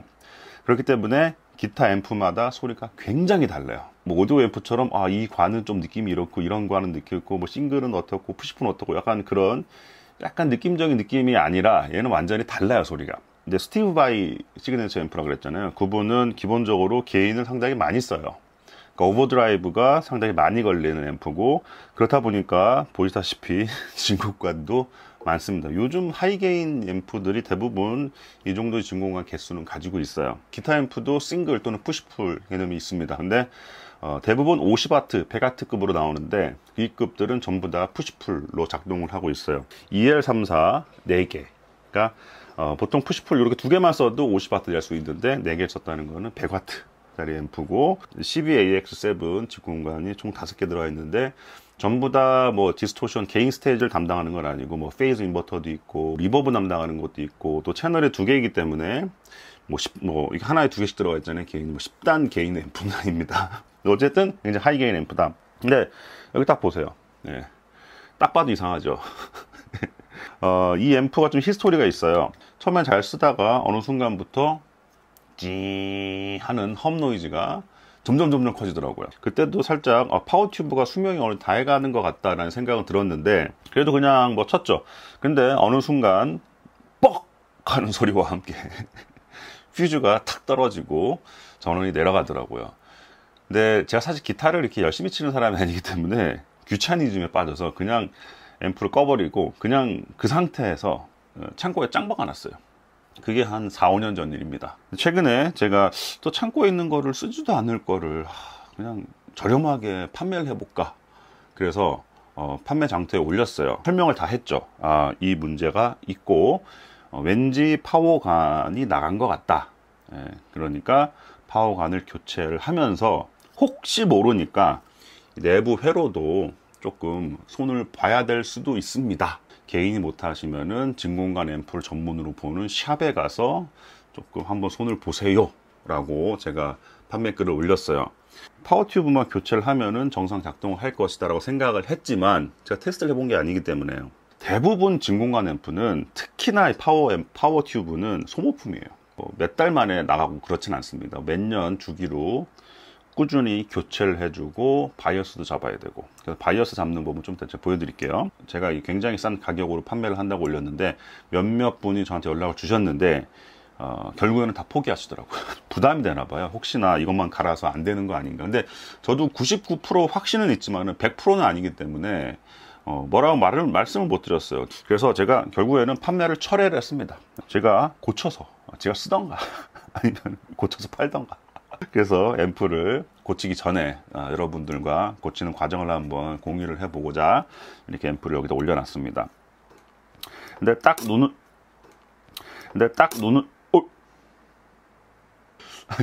와, 이게 사실 이거 깨진 건 알고 있었는데 이렇게 쉽게 빠져버릴 줄 몰랐어요. 파워관은 굉장히 고전류가 흐르는 부품이기 때문에 이렇게 노화가 잘 됩니다, 사실. 그리고 노화가 되면은 사실 눈으로 안 보일 때도 있어요. 근데 이거는 확실하게 노화가 돼가지고 뻑하면서 어떻게 됐냐면 얘가 깨졌습니다. 뒤에가 사실 살짝 깨졌는데 지금 완전 빠져버린 건데 저도 의도치 않게 갑자기 빠져버렸는데 지금 진공이 깨지면서 공기가 싹 들어가면서 여기가 하얗게 돼버려요. 이 색깔이 완전히 다르잖아요, 이거랑. 그러니까 눈으로 봐도 이거는 맛이 간 겁니다. 이렇게 눈으로 확 봐도 이렇게 간 거는 굉장히 착하게 고장난 거죠. 왜냐면은 이게 진공관이 문제인지 뭐가 문제인지 골치 아픈 경우가 되게 많아요. 제가 오늘 수리하는 방향을 두 가지로 잡아보려고 해요. 자, 첫 번째는 진공관을 제거를 하고, 자, 이렇게 꼽아서 테스트를 해볼 거예요. 푸시풀 배가트를 만들 때 4개로 만드는데 사실 이 두 개가 병렬로 연결되어 있어요. 하나씩 빼버리면은 어떻게 되냐? 50W가 됩니다. 물론 이렇게 두 개를 뽑으면은 임피던스가 약간 바뀌어요. 8옴 스피커를 연결할 때는 앰프에서 4옴 세팅을 해놓고 5조준을 해놓고 연결해야 됩니다. 또 한 가지는 파워 트랜스포머에서 전압을 쏴줄 때 로드가 줄어들었기 때문에 플레이트 전압이 조금 높아질 수 있습니다. 만약에 EL34로 작동을 안 할 경우에는 제가 KT66관을 한번 꽂아 볼게요. 관이 물론 다른 관입니다. 그런데 핀 레이아웃이 같고 일단 기본적으로는 같은 족보의 관이에요. 플레이트 전압, 히터에서 먹는 전류 좀 다릅니다, 사실. 하지만은 일단 작동은 돼요. 기본적으로 한번 테스트 해보는 데는 문제가 없다. 진공관 앰프는, 이런 푸시풀 앰프는 진공관을 교환한다든지 아니면은 주기적으로 아무 문제가 없어도 주기적으로, 또는 이렇게 저처럼 완전히 두 개를 빼버리고 쏜다든지 할 때는 언제든지 항상 바이어스를 맞춰줘야 됩니다. 요 깨져버린 튜브, 이게 쓸모 없잖아요. 이 튜브의 소켓을 이용해서 간단한 아답터를 만들어서 아주 저렴하게 바이어스를 측정해 보도록 하겠습니다. 영상에 대한 기본 소개는 여기까지고, 혹시나 궁금해 하시는 분들이 있을까봐 앰프의 회로를 한번 보면서 얘기를 하겠습니다. 이거 보기 싫으신 분들은 스킵을 해주세요.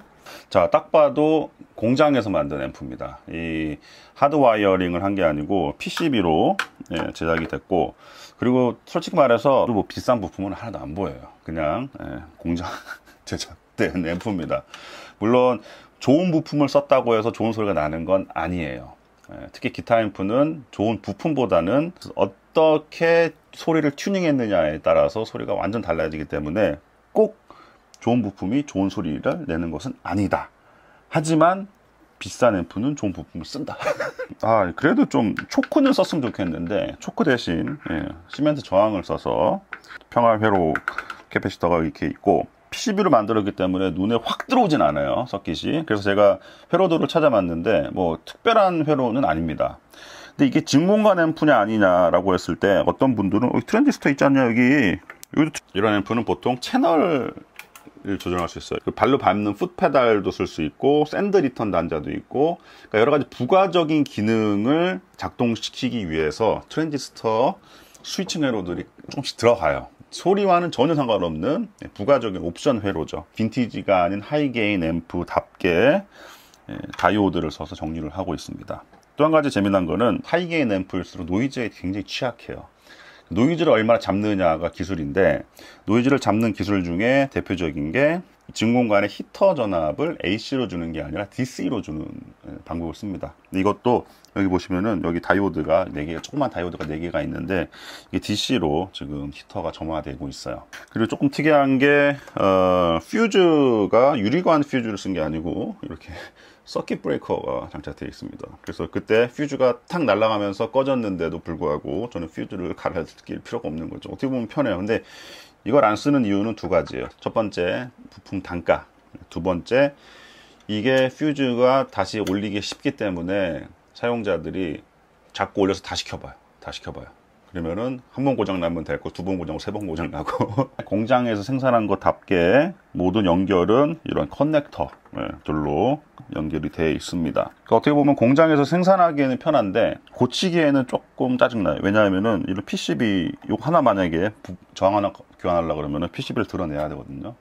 안쪽에 납땜이 되어 있기 때문에 뭐 이런 클린 채널, 리버브, 뭐 샌드 리턴 이런 거를 만약에 싹 다 제외한다면은 굉장히 간단하게 DIY로 하드 와이어링으로도 만들 수 있을 만한 회로입니다. 기타 앰프가 거의 다 그렇습니다, 사실. 뭐 진공관 앰프가 거의 다 그래요, 사실. 그리고 여기 보이시는 게 바이어스 드림입니다. 오늘 어떻게 보면 영상이 하이라이트가 될 거예요.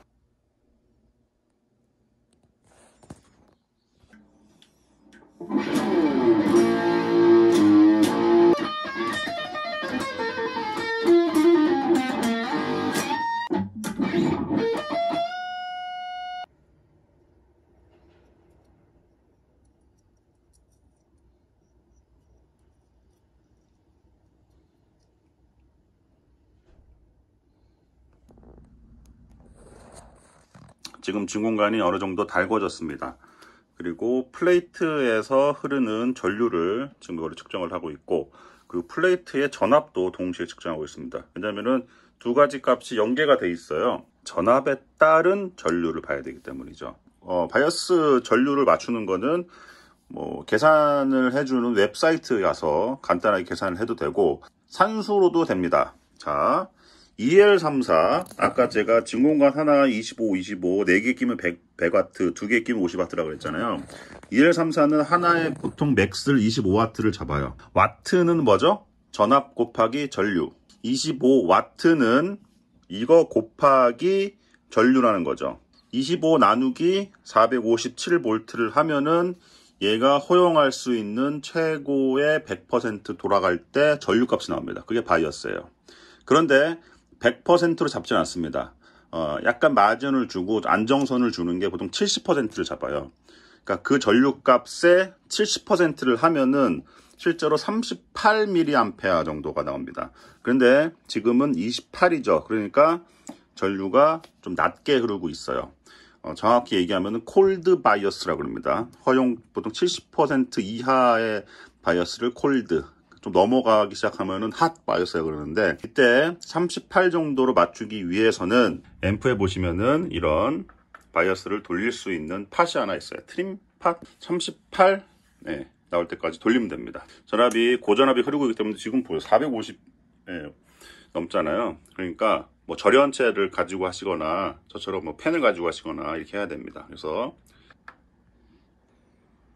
자, 이쪽으로 돌리니까 내려가네요. 반대로 돌려야 되겠네요. 이 정도면은 지금 EL34가 허용할 수 있는 최고의 전압 대비 전류 70% 정도로 지금 구동을 하고 가장 안정적인 상태다 라고 할 수 있는 거죠.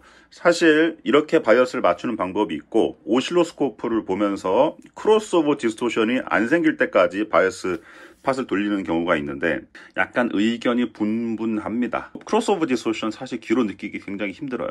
극단적으로 틀어지지 않는 이상 귀로 느끼기 굉장히 힘든데, 그럴 바에는 차라리 진공관을 오래 쓰는 게 훨씬 낫다. 그래서 이런 식으로 맞추시는 분들도 있고, 아니다, 정말 깨끗한 값이 나와야 된다, 그래가지고 오실로스코프 보면서 맞추시는 분들도 있고, 저는 그냥 숫자를 보면서 맞추는 편입니다. 이 상태로 놔뒀다고 해서 계속 쓸 수 있는 건 아니에요.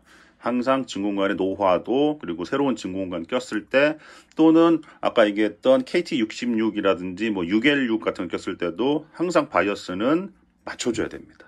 어쨌든 이 앰프는 아주 정상으로 돌아왔습니다. 그냥 팔까요, 쓸까요? 팔긴 좀 아까운데. 어쨌든 여기까지 시청해주신 분들 감사합니다. 공들의 파파였습니다. Dropping in from the skies, infrared razor eye, cutting down, found the fear. 오늘은 이 진공관 기타 앰프를 한번 수리를 해보도록 하겠습니다. 미국의 피웨이라는 악기 회사에서 나온 클래식 30이라는 진공관 앰프입니다. 초단부에는 CBAX7이 3알이 들어가고, 그리고 출력부에는 EL84, 655죠. 요게 총 4개가 들어갑니다. 총 30W. 제가 기타를 거의 처음 배우기 시작할 때 몇 년 동안 썼던 모델이에요. 최근에 중고로 좀 괜찮은 가격에 나온 게 있어가지고 제가 이걸 구매를 했는데, 사실 상태가 굉장히 좀 더러웠습니다.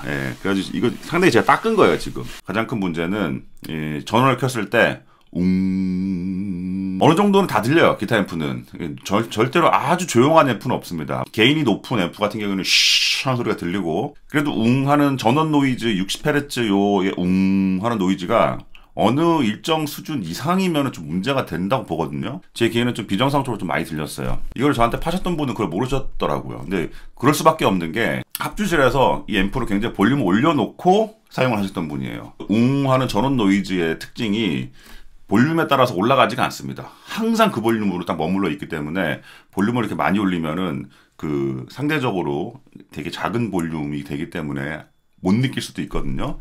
하지만 저처럼 방구석에서 볼륨 1점 몇 이렇게 올려서 쓰시는 분들한테는 굉장히 좀 크게 다가올 수 있거든요. 지금 1차적인 진단은 마쳤어요. 마치 자동차의 엔진 오일을 갈아주듯이 소모품으로 갈아줘야 될 부품들이 몇 개가 있습니다. 가장 대표적인 게 물론 진공관이고요. 그거 말고도 전원부에 들어가는 평활부 콘덴서, 뭐 영어로는 필터 캡이라는 말 많이 쓰죠. AC를 DC로 1차 정류를 하고 위로 볼록볼록한 그 AC 성분을 최대한 DC로 만들어주기 위한 캐패시터들을 이렇게 달아주는데 그게 열화가 굉장히 빨리 옵니다. 오늘은 그래서 이 보드를 완전히 드러내서 그 콘덴서를 교체하는 영상을 한번 찍어보도록 하겠습니다. 상당히 여기 좀 더럽죠? 이걸 보드를 빼고 한번 닦을 거예요. 닦으면은 반짝반짝하게 또 새 것처럼 빛이 날 겁니다. 참고로 이 앰프가 생긴 거는 팬더 앰프처럼 되게 얌전하게 생톤 위주로 나올 앰프 같죠? 굉장히 의외의 터프한 앰프입니다, 이거. 가끔 저한테 오디오 수리를 의뢰하시는 분들이 있어요. 제 거는 그냥 부담 없이 이렇게 하는데 제가 어디서 뭐 다른 분의 소중한 그런 제품을 제가 수리를 하겠습니다 라고 손댈 만한 실력이 아직 안 돼요. 이런 거 전문적으로 하시는 분들에게 의뢰를 하시거나 아니면 제 영상을 보시고 용기를 내셔서 뭐 직접 도전해 보시거나 그런 말씀밖에 못 드리겠습니다. 자, 뭐 생산성을 좋게 하기 위해서는 이렇게 PCB로 만드는 게 회사 입장에서는 최고고 요즘에 대부분 이렇게 나오죠. 특별하게 뭐 비싼 뭐 그런 앰프들 말고는 이렇게 나오는데 이게 수리성이 되게 안 좋아요. 사실 이렇게 드러내야 되고 그리고 제가 할 작업도 좀 이따 보시면 아시겠지만은 뭐 납도 흡입해야 되고 그런 작업을 해야 됩니다. 어쨌든 이렇게 뺐는데 여기 보시면은 캐패시터가 여기 똥을 질질 다 싸고 있어요. 이게 전액 캐패시터 이렇게 원통형 타입으로 생긴 전액 캐패시터의 대표적인 증상입니다. 여기 똥을 질질 싸고 있는 거는 캐패시터 용량이 굉장히 떨어졌거나 아니면 거의 안 나올 수도 있어요. 오늘 교체를 할 캐패시터는 47 마이크로페럿 500V짜리 2개, 이게 메인 전원부 캐패시터예요. 그 다음에 22 마이크로 450V짜리 하나 둘 셋, 그리고 여기 이게 아마 바이오스 쪽 역전압 걸리는 바이오스 쪽인데 요거는 정상적으로 보입니다만 교체를 하는 김에 교체를 하겠습니다. 일단은 빼야 되겠죠. 근데 이게 빼는 방법이 이게 참 여러 가지가 있어요. 인터넷 찾아보시면은 물론 이렇게 PCB를 드러내지 않고 바로 그냥 작업하시는 분도 있습니다. 어떻게 하냐면은 여기를 잘라버려요. 여기를 이렇게 새로운 콘덴서를 달아가지고 여기다가 따매게 해가지고 붙여버리는 거예요. 그것도 장점이 있습니다. PCB 부담을 최대한 안 주면서 하는 작업이에요. 이렇게 드러낸 김에 저는 그냥 완전히 PCB에서 완벽하게 이거를 제거를 하고 아주 쌩쌩한 캐패시터 여기다 박아 넣어 보겠습니다. 본드를 발라놔가지고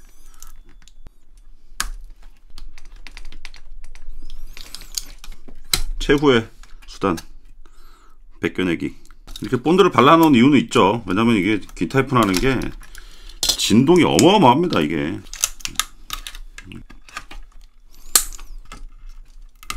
22짜리 한번 다 찍어 볼게요. 이거 얼마나 나오는지. 문제가 없었네요. 그 다음 거 괜찮고 이거 한번 볼까요. 22짜리가 이렇게 돼요. 예, 가신 거예요. 여기 살짝 보시면은 여기 똥이 나오고 있거든요. 그러니까 이걸 눈으로 봐도 거의 확인이 됩니다. 아까 최악의 똥 진짜 막 이렇게 쌓아놓은 거 봐봐요. 얘는 하나도 안 찍힌다고. 네. 안 나오죠? 독일의 되게 유명한 FNT라는 캐패시터입니다. 진공앰프 전원부에 굉장히 많이 쓰는 캐패시터예요. 요거 47짜리 2개랑 그리고 22짜리 하나 둘 셋, 길다란 타입, 요걸 엑시얼 타입이라고 그래요. 엑시얼. 양쪽으로 이렇게 나와 있는 거를. 근데 이런 걸 못 구해가지고 레디얼 타입. 한쪽에 이렇게 2개가 이렇게 나와 있는 거죠. 요거는 우리나라에 삼명 콘덴서 회사가 있죠. 품질이 굉장히 좋습니다. 네. 근데 어쨌든 요거를 이렇게 꽂을 수는 없으니까요. 선을 이렇게 연장을 해가지고 이렇게 엑시얼 타입으로 만들어가지고 양쪽에다가 이렇게 장착을 하면은 그 새 거일 때보다도 오히려 더 업그레이드가 돼서 더 상태가 좋은 그런 앰프로 제가 탈바꿈을 한번 해보도록 하겠습니다. 절연 실리콘 본드예요.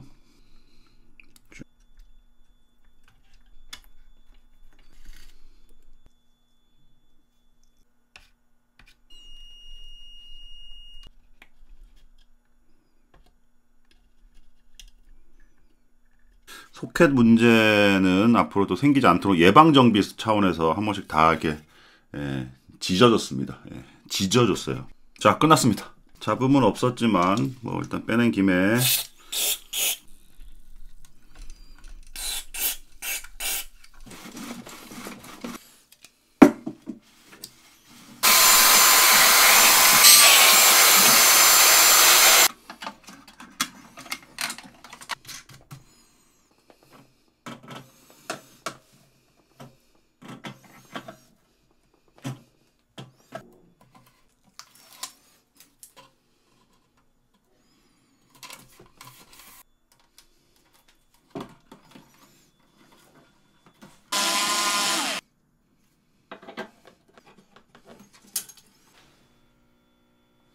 와.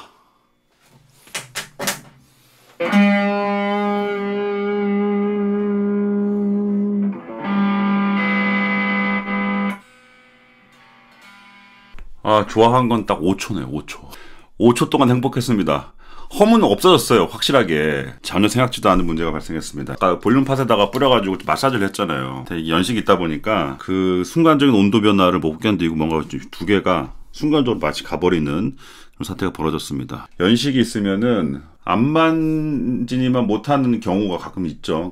딱 그 케이스네요. 가변 저항이 250K를 쓰고 있습니다. 그러니까 지금 233K가 나오는 걸 보면은 일단 양 끝단에 뭐 저항은 나와요. 가운데를 딱 놓고 전혀 변화없이 끊어져 버렸습니다. 트래블 쪽에서 요 가운데 여기를 통해서 실제로 다음 그 스테이지로 넘어가거든요. 그런데 여기가 끊어지다 보니까 아예 소리가 안 나가는 거예요. 이 상식적으로는 볼륨팟 이걸 다 갈아야 돼요. 그게 정상적인 수리 방법이죠. 오늘 밤에 일단 어떻게든 소리를 내고 싶은 욕심. 이거를 산다고 해도 요 똑같은 사이즈를 내가 구할 수가 없어요. 결정적인 이유가 뭐냐면요, 이게 되게 얇아요. 난 이렇게 얇은 건 처음 봤어. 일반적인 사이즈의 볼륨팟은 이게 헛돌아. 결론은 나왔어요. 요걸 싹 다 갈아버릴 겁니다. 뭘로 가느냐, 일반적인 CTS 팟 같은 건 좀 고품질에 좀 넓혀야 될 거고, 그리고 노브도 다 바꿔야 돼. 오늘은 일단 소리를 내보겠습니다. 어떻게든 이 안에서 내가 뭔가 구조물을 고칠 수 있는지 없는지 한번 간을 한번 보고요. 도저히 답 안 나온다 그러면은 이거 잘라버리고 여기다가 그냥 고정 저항으로, 그러니까 트래블 5로 고정되는 거예요. 그러면은 그렇게 해가지고 그냥 끝내버리도록 하겠습니다. 오늘 볼륨 팟을 이렇게 열어서 고치는 거는 참 저도 거의 처음 해보는 것 같은데, 옛날 그 생각나네. 옛날에 제 83년산 미군 브라트럭 가져와가지고 고칠 때 생각나네요. 하나 고치면 하나 고장나고 하나 벌써부터 막 깨진 게 보이네. 아, 박살이 나 있네요. 그러니까 될 리가 있나? 잠깐만, 이거 고치기 쉽겠는데? 왜냐면 우리에게는 순간 접착제가 있잖아요.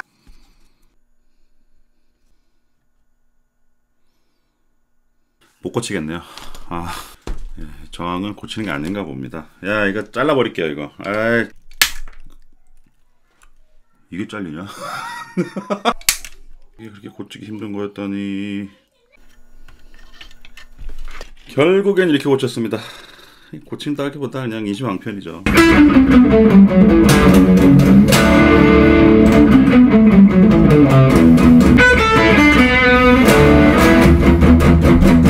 Dropping in from the skies, infrared razor eye, cutting down, found the fear.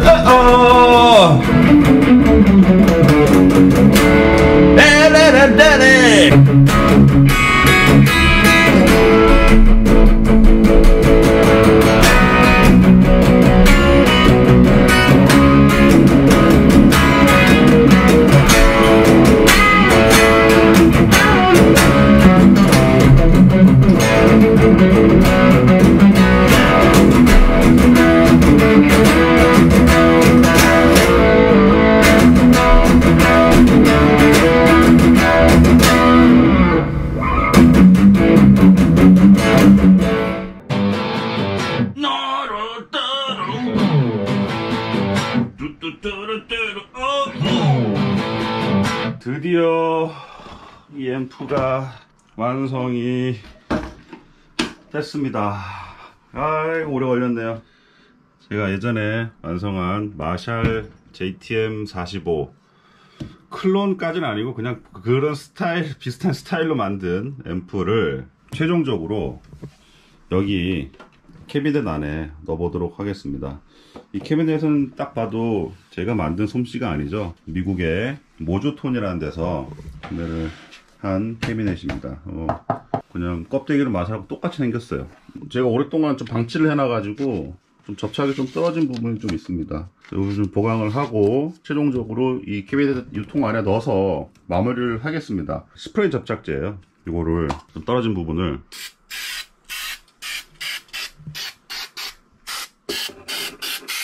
그냥 이렇게 하면 안 붙어 있겠죠.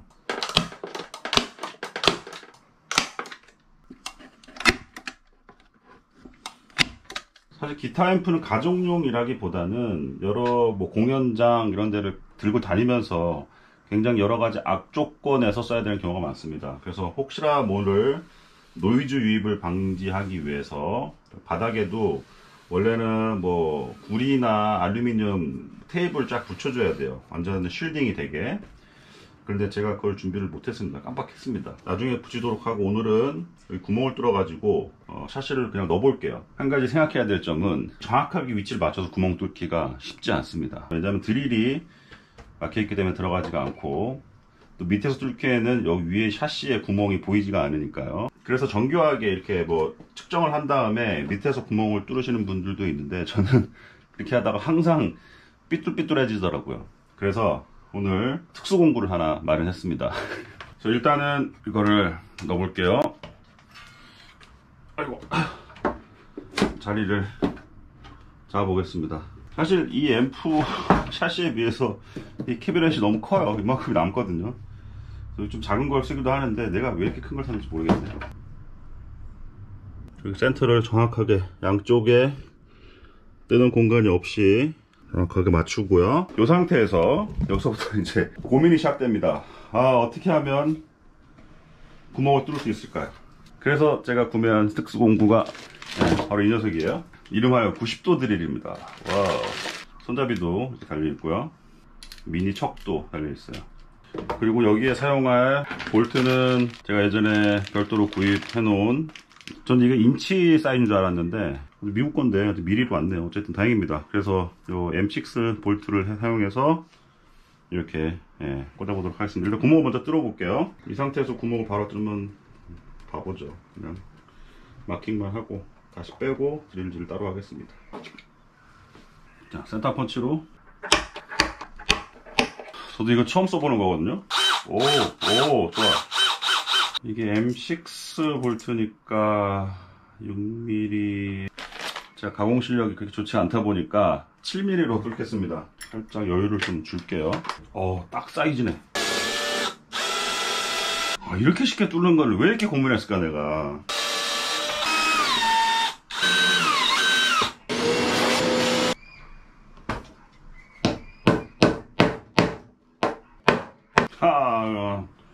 예쁘게 들어갔네요. 드디어 들어갑니다. 드디어 이게. 와, 어우, 정확해. 야, 한치 오차가 없는데요? 안 걸려. 안 걸려. 걸린 게 아니에요, 이거. 짜증나네. 짜증나. 요거 써야 된다, 요거. 좀 긴 걸 써야 돼. 완성! 이건 아니고, 이거 하나 남았어요. 뒷판입니다. 얘는 뭘로 붙이냐? 드디어 이 앰프가 완성이 됐습니다.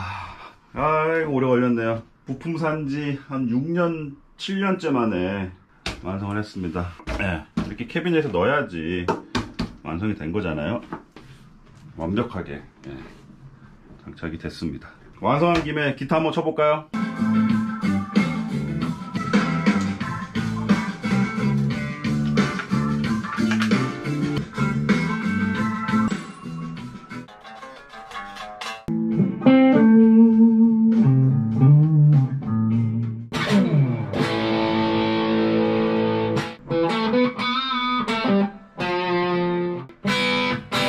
트래블.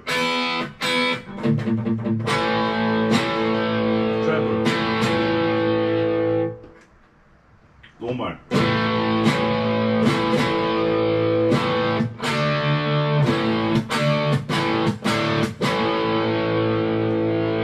둘 다.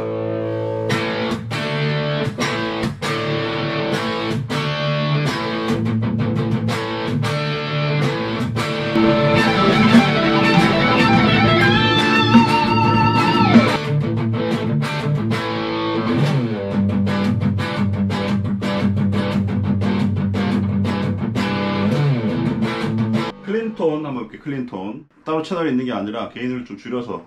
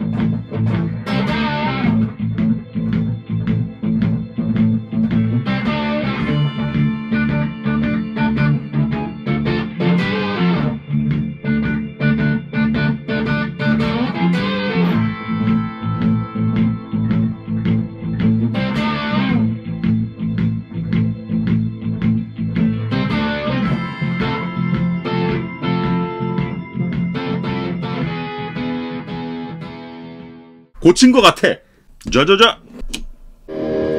난다. 된다. 고쳤다.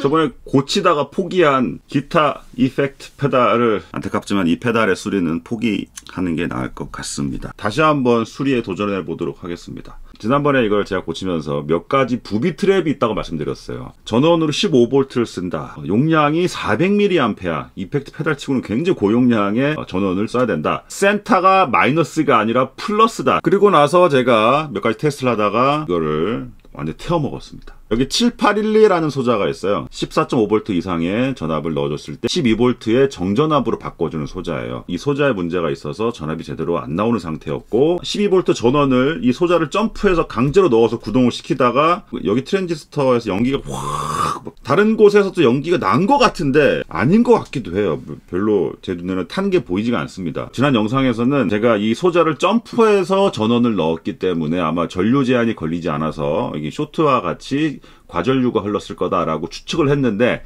틀렸습니다. 자, 이게 왜 쇼트가 났는지를 말씀드리면은 이 회로 설계를 실제로 하시는 분들은 아이고 저 바보같이 그걸 모르냐라고 말하실 수도 있는데 이 회로도를 저는 솔직히 믿질 않았어요. 이건 제조사에서 발표한 공식 회로도가 아니라 밑에 써져 있다시피 어느 제3자가 회로를 보고 그려낸 회로도예요. 리버스 엔지니어드라고 써있었잖아요. 저 파워 부분에 저 아래쪽에 VDD라고 써져 있는 부분이 5탄 줄 알았습니다. 예, 저거 그라운드인 줄 알았어요. 당연히 뭐 전원 밑에는 그라운드로 빠지겠지라고 생각을 했는데, 자, 이게 제대로 써져 있는 게 맞더라고. 왜냐하면은 VCC와 맨 밑에 VDD가 있고 가운데서 그라운드로 빠집니다. 양전원 회로죠. 12V의 중간을 그라운드를 잡아서 6V, 6V로 나눠주는 회로예요. 제가 11V를 제대로 넣으려면은 VCC와 VDD로 넣어줬어야 되는 거죠. 근데 저는 VCC와 그라운드로 넣어줬기 때문에, 그러니까 얘가 쇼트가 나면서 트랜지스터가 빠지지직 하면서 연기가 막 타올랐던 거죠. 사용자 입장에서 가장 큰 부비 트랩일 수 있는데, 전원 소스의 마이너스 극이 보통은 이 콘센트에 그라운드로 다 연결되어 있죠. 이 회로에서는 아답터가 그라운드 연결되어 있는 아답터를 쓰면은 안 됩니다. 그라운드 연결되어 있다는 거는 VDD가 그라운드로 연결되어 있다는 거고, 그러면은 저번처럼 쇼트가 나는 거예요. 저번에 부품 구하기가 좀 어렵다 그랬는데, 제가 좀 살펴보니 여기에 달려있는 부품과 여기 회로도에 써져 있는 부품명이 조금 달라요. 이 회로가 조금 리비전이 몇 번 됐던 것 같습니다. 버전이 좀 있는 것 같아요. 제조사의 뭐 원가 절감이든 어쨌든 2N4401, 2N4403으로도 이 트랜지스터를 대체를 해서 작동을 할 것 같습니다. 그래서 오늘은 정전압 소자 그리고 트랜지스터 2개를 교체를 하는 작업을 하고, 되는지 안 되는지 테스트를 한번 해볼게요. 자, 일단 문제 있는 부품을 좀 털어낼게요.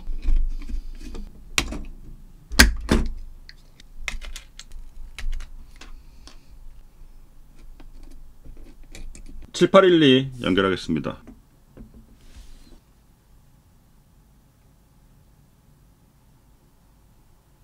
왠지 이상해가지고 꼽기 전에 지금 핀을 보니까 기존에 달려있던 트랜지스터랑 지금 제가 대체품으로 끼려는 거랑 이게 베이스랑 콜렉터 핀 번호가 달라요. 2, 3번을 꼬아서 넣어야 되겠네. 결론적으로 정전압 소자 트랜지스터 2개 이렇게 교체를 했습니다. 이 상태에서 과연 소리가 날까 안 날까? 자, 이걸로 지금 전원을 넣을 거예요. 근데 이것도 이올 그라운드가 여기 그라운드랑 붙어 있다는 거죠. 떨어져 있네요. 그래도 혹시 모르니까 이걸 써가지고 그라운드를 떨어뜨리겠습니다. 그 오실로스코프 쓸 때도 그라운드를 가끔씩 강제로 떨어뜨려야 되는 경우가 생기거든요. 그러면 15V에 최대 400mA까지 이 회로의 스펙이랑 똑같은 아답터를 지금 재현하는 거예요. 보자! 진공관 안 꼽았네요. 자, 일단 쇼트는 안 나는 것 같아요. 40mA 정도 흘렀거든요, 방금. 220mA. 켜거나 꺼거나가 회로에 전을 넣거나 말거냐를 결정하진 않아요. 진공관이니까 또 그렇게 할 수가 없겠죠. 진공관은 또 항상 달궈져 있어야지 스위치를 누르자마자 바로 작동을 해야 되니까. 그러니까 켜고 꺼는 거는 사실 소모 전류에서 영향을 미치질 않고 있습니다. 지금 히터 쪽으로 가는 전압 저번에 거의 안 찍혔었잖아요. 그럼 찍어볼게요. 마이너스 6V 플러스 6V 4, 5번이 12V가 걸리고 있는 거죠. 지금 12V로 지금 작동을 하는 것 같고요. 그리고 마이너스 6V 플러스 6V 고친 것 같아. 자자자.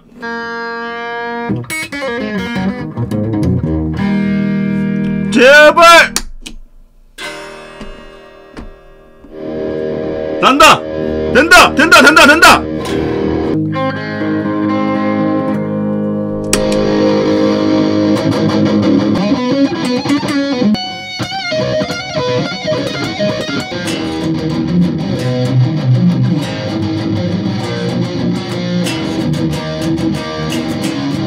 포기하면 안 돼.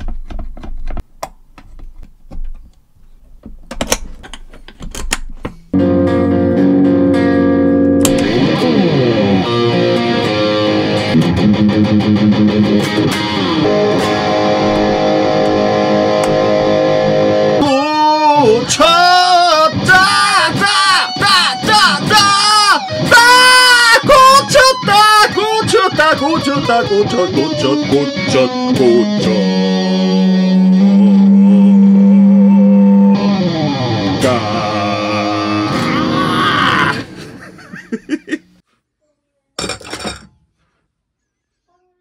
아이, 오피앰프 나갔네. 아이. 저의 아주 오래된 취미 중에 하나.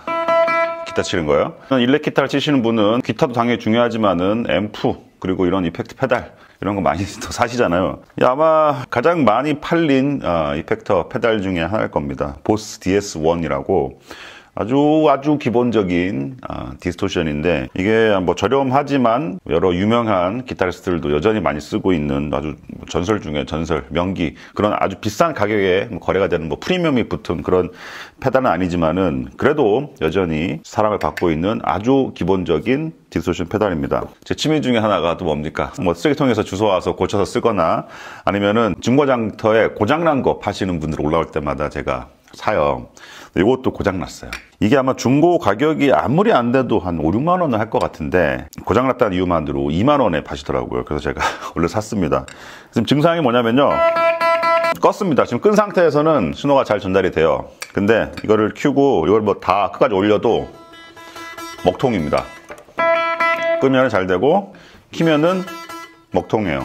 자세히 들으면 완전 먹통은 아니고 뭔가 신호는 나가는데 거의 안 들릴 수준으로 이런 제품이 되게 재밌습니다. 일거양득인데, 첫 번째 아주 저렴하다, 두 번째 고치는 재미가 있다. 최악의 경우에는 못 고치는 수도 있습니다. 그럼 버려야 되죠. 베스트 시나리오는 어디 전선이나 떨어졌다든지 납땜이 살짝 불량이라든지 그러면 바로 고치는 거죠. 두 번째는 저항인 다이오드가 하나가 뭐 소손돼 가지고 타버렸다든지. 근데 마지막으로 좀 걱정이 되는 부분은 혹시 OPM프가 좀 문제가 있지 않을까. 그러면은 OPM프가 비싸진 않은데 그 맞는 거를 또 여기저기 또 수소문 해가지고 찾아야 돼요. 국내에 또 팔리는 데가 많지도 않고, 뭐 이베이 같은 데 뒤져가지고 수입을 해야 되니까 그 문제만 아니기를 바랍니다. 또 못 고칠 수도 있습니다. 여러분들과 같이 제가 어떻게 뻘짓을 하는지 보여드리도록 하겠습니다. 밑에 고무가 원래 붙어 있잖아요. 떼고 여기 벨크로 테이블 붙여놓으시더라고요. 아니 이렇게들 하죠. 왜냐면은 페달 보드에다가 벨크로 테이블을 이렇게 쫙 붙이기 때문에. 네.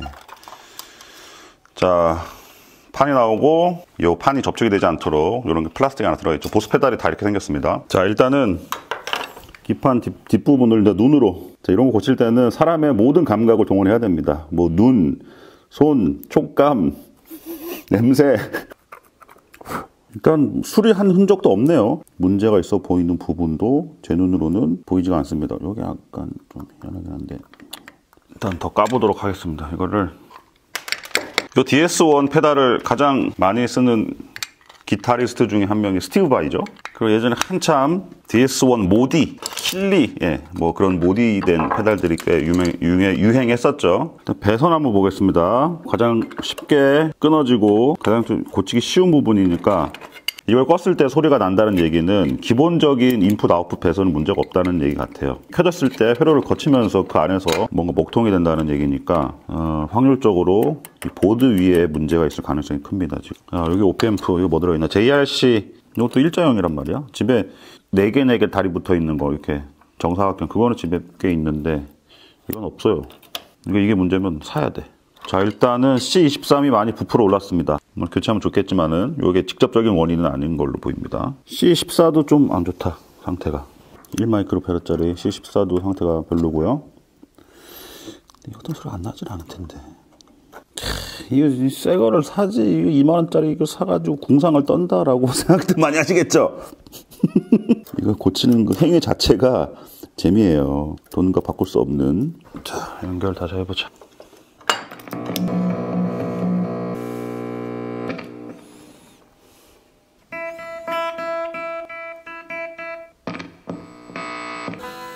이거 못 고칠 것 같은데.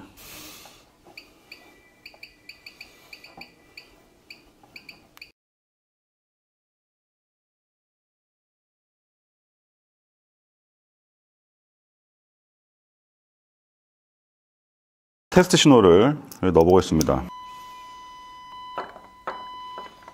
자, 그리고 이 핀셋에다가 이쪽 출력 꽂고요. 요거를 이제 대면은 테스트 신호가 요걸로 한번 찍어 보겠습니다. 그러면은 어디서부터 소리가 안 나는지를 확인할 수 있겠죠. R1까지는 소리가 들어와요. R1도 넘어가고, C1이 요건데, 자, C1까지도 넘어가고, C2로 넘어가거든요. C2. 오케이, 지나가고, Q5를 지나서 C3로 넘어가요. C3 넘어가고요. 그다음 회로가 좀 복잡한데 어찌됐든 C5를 또 지나가야 돼요. C5. 자, C5는 흘러 지나가고 R14로 나와야 되거든요. OP앰프를 지나서. 이 점점 쥐 몰이 하듯이 몰아가는 거예요. 14에서 안 나온다. 아, 역시나 OPF 문제였나? 아이, OPF 나갔네. 아이. 여기서 떼는 OPM프를 똑같은 거를 구매를 할 수도 있지만은 해외 배송을 해야 되고 또 하나씩도 안 팔아요. 똑같은 걸 교체하는 거는 포기를 하고 대신 국내에서 구할 수 있는 여러 가지 OPM프들을 여러 종류를 샀습니다. 5가지를 샀는데 이게 일자형 OPM프가 아니고 이게 4개, 4개 이렇게 붙어 있는 이 타입이 좀 달라요. 그래서 보드에 그걸 꼽기 위해서 좀 아답터를 만들어서 개조를 했습니다. 소켓을 또 이용을 해서 OPM프를 언제든지 빼서 교체할 수 있도록 이렇게 간단하게 개조를 했어요. 5가지 OPM프 소리를 한 번씩 들어보도록 하겠습니다. 지금 앰프의 클린 채널이에요. 이게 지금 꺼진 상태입니다. 이때 이거를 딱 켰을 때 소리 나죠? 오 예!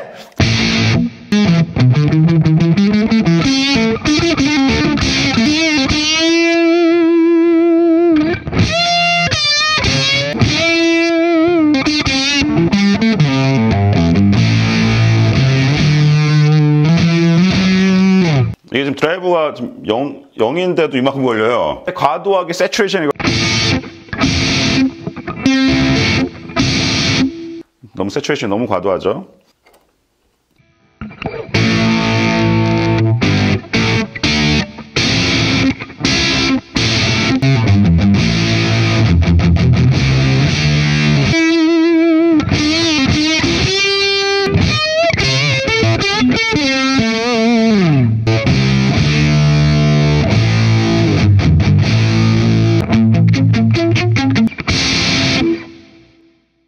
자, 다음 거 TL072CN.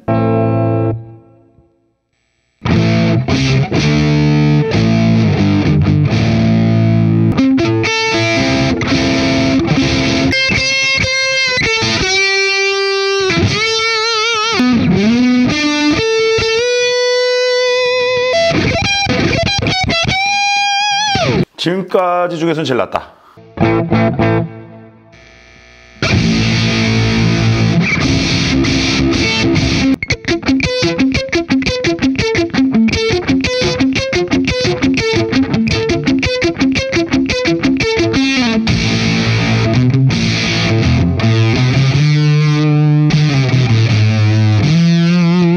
어쨌든 이번 영상에서는 고장난 이펙터를 한번 고쳐봤습니다. 뭐 고쳤다기보다는 그냥 OPM프 나간 거 찾은 거고 부품을 갈아치운 건데 갈아치우면서 여러 가지 OPM프를 쓸 수 있도록 이렇게 소켓형으로 개조를 한번 해봤습니다. 글쎄요, 이게 사실 전 DS1을 아주 옛날에 써보고 안 써봐가지고 지금 기억이 잘 안 나요. 원래 소리가 어떤 건지. 그러니까 아마 제 추측으로는 요 원래 들어있던 OPM프 자체는 제가 지금 껴봤던 것보다 아마 게인량이 좀 상당히 낮은 걸로 보입니다. 지금 과도하게 높아요, 게인들이. 그 중에서 그나마 제일 어울리는 칩은 저는 TL072 아까 CN이라는 칩이 그나마 좀 부드럽게 소리가 나왔고, 보스 DS1이라는 디스토션이 처음 출시됐던 시대상과 지금의 시대상은 많이 다르죠. 그 당시에는 정말 이거 하나로 오버드라이버를 막 의존을 해야 되는 그런 스타일의 세팅이 많았던 시절이고, 요즘에는 뭐죠? 앰프도 많고 시뮬레이션도 많고 여러 가지 뭐 디스토션은 뭐 어마어마한 디스토션을 얻을 수 있는 그런 장비들이 많기 때문에 이거 하나에 의존한다기보다는 아마도 제가 알기로 아마도 부스트 페달 정도의 용도를 많이 사용들 하실 거예요. 원래 앰프나 다른 장비로 만들어 놓은 디스토션에 솔로를 할 때 약간의 질감을 조금 배가시키고 조금 치기 편하게 좀 부스트하는 역할을 많이 할 텐데, 그렇게 따진다면 아마 제가 방금 보여드린 세팅하고는 좀 많이 또 달라질 것 같아요. 그런데 이 페달 자체가 그래도 디스토션 페달이라서 그런지 디스토션을 0으로 내려도 기본적으로 디스토션이 상당합니다. 앰프를 약간 좀 반을 먹고 들어가는 그런 스타일의 페달 같아요. 저렴하게 고장난 걸 구입해서 뭐 칩 하나 이거 500~600원 정도 하거든요. 이렇게 해가지고 재미난 시간을 한번 가져봤습니다. 저는 이제 TN072CN을 박아놓고 이거를 조립해서 마무리 짓도록 하겠습니다. 감사합니다. 공들의 파파였습니다.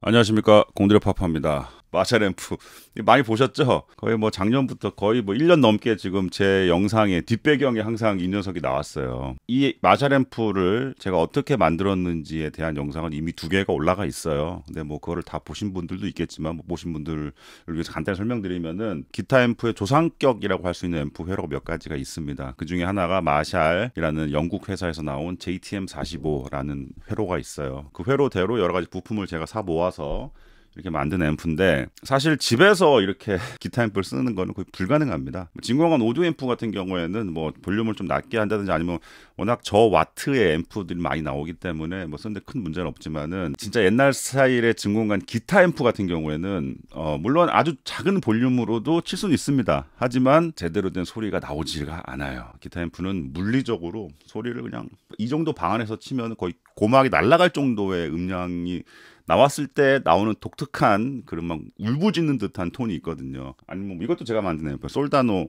HR50라는 앰프를 제가 복각한 건데 이것도 이거 뭐 팬더도 있고 뭐 못 씁니다 집에서는. 근데 얼마 전에 굉장히 좋은 기회가 있어서 제가 볼륨을 끝까지 올리다시피 해서 기타를 한번 쳐본 적이 있습니다.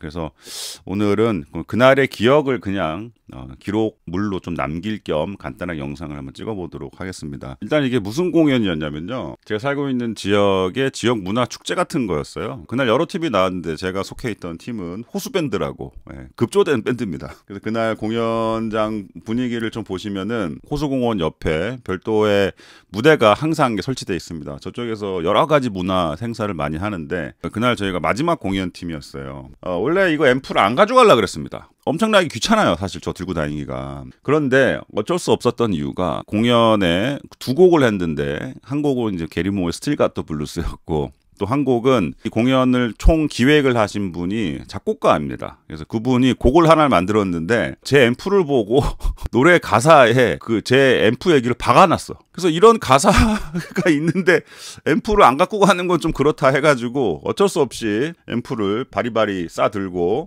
그래서 아침에 도착을 해서 무대 위에 제 앰프를 일단 설치를 한번 해봤어요. 저는 페달을 많이 쓰질 않습니다. 앰프 자체의 게인을 기본으로 해서 그 위에 살짝 이제 오버드라이브나 뭐 부스터 페달 같은 걸 살짝 거는 편이에요. 그러니까 앰프의 톤만으로는 사실 좀 소리가 좀 뻑뻑하죠. 요 톤 위에 살짝의 뭔가 부스트 할 수 있는 페달을 딱 얹었을 때 나오는 톤을 저는 항상 스탠다드의 톤으로 보고 있거든요. 요 사진에 지금 보이는 페달은 제가 거의 한 20몇 년 전에 자작한 페달인데 일단 클린 부스터입니다. 저것도 굉장히 매력적으로 부스팅을 해주는데 결과적으로는 마샬 거브너 페달, 그것도 제가 자작을 한 페달입니다. 그거를 사용을 했어요. 게리 무어 좋아하시는 분 아시죠? 게리 무어 스틸 갓 더 블루스 앨범에서 쓰였던 세팅 그대로입니다.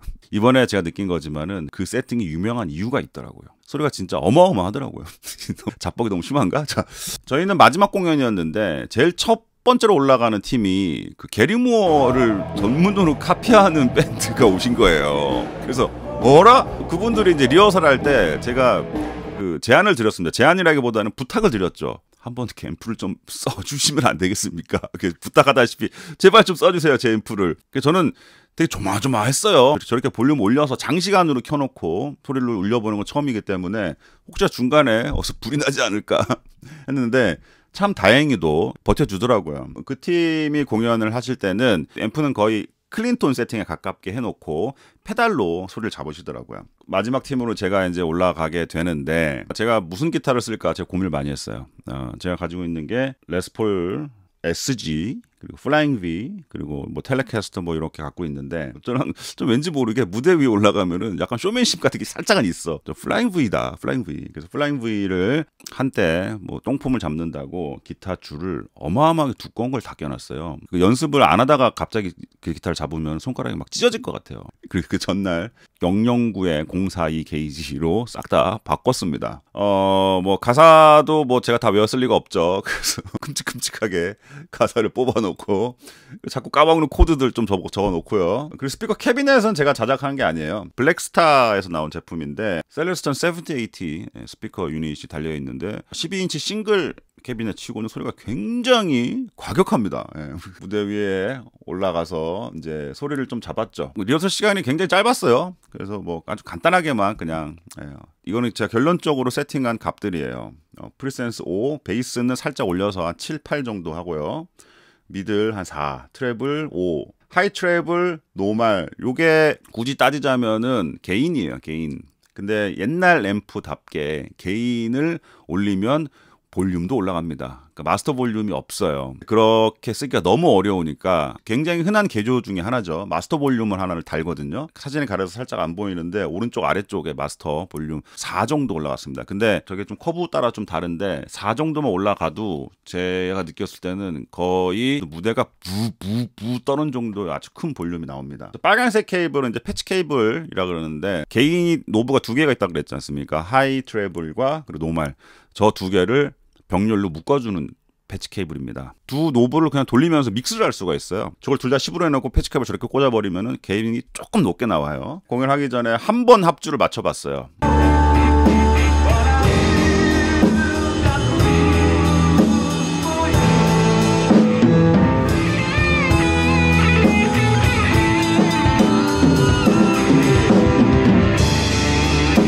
뭐 이게 프로 레벨의 연주인들은 뭐 합주 한 번 정도 맞춰보고 해도 다 알아서 맞추는데 뭐 한 번 이렇게 맞춰본 거 갖고는 안 되겠더라고. 그래서 준비가 굉장히 덜 된 상태로 무대 위에 올라가게 됐습니다. 어쩔 수 없었어요. 노래를 저한테 시키면 안 됐었어. 우리 밴드 리더이기면서 이 공연의 총 기획자이신 우리 작곡가 선생한테 제가 제대로 뒤통수를 맞았는데 난 그랬어요. 스틸가토 블루스는 내 목소리의 키에 맞지 않다. So long! 이게 라가 나와요. 라. 제가 라가 안 나와요. 목소리가. 이제는 허리케인 블루 막 그런 느낌 막 그러면 튜닝을 한음 낮추자. 그랬더니 그것도 안 되겠대. 왜냐면 그 다음에 이어지는 곡이 바로 있기 때문에 그건 또 정 튜닝이라서. 근데 나보고 그냥 노래하래요. 중간에 내가 안 올라가는 부분이 있으면 자기가 커버를 해주겠대. 개뿔 커버는. 제 공연을 그날 하고 나서 어마어마하게 많은 사람들이 그 공연을 찍어서 저한테 카톡으로 영상을 보내줬거든요. 근데 저는 제 노래하는 부분은 저는 단 한 번도 보질 않았어요. 제가 어떻게 노래를 불렀는지 똑똑히 기억하고 있기 때문에 기타 솔로도 사실 되게 실수가 많았어요. 특히 박자가 굉장히 많이 틀렸습니다. 그나마 좀 성공적이었다고 생각하는 부분은 역시 마샬 앰프는 볼륨 올리는 순간 울부짖는다.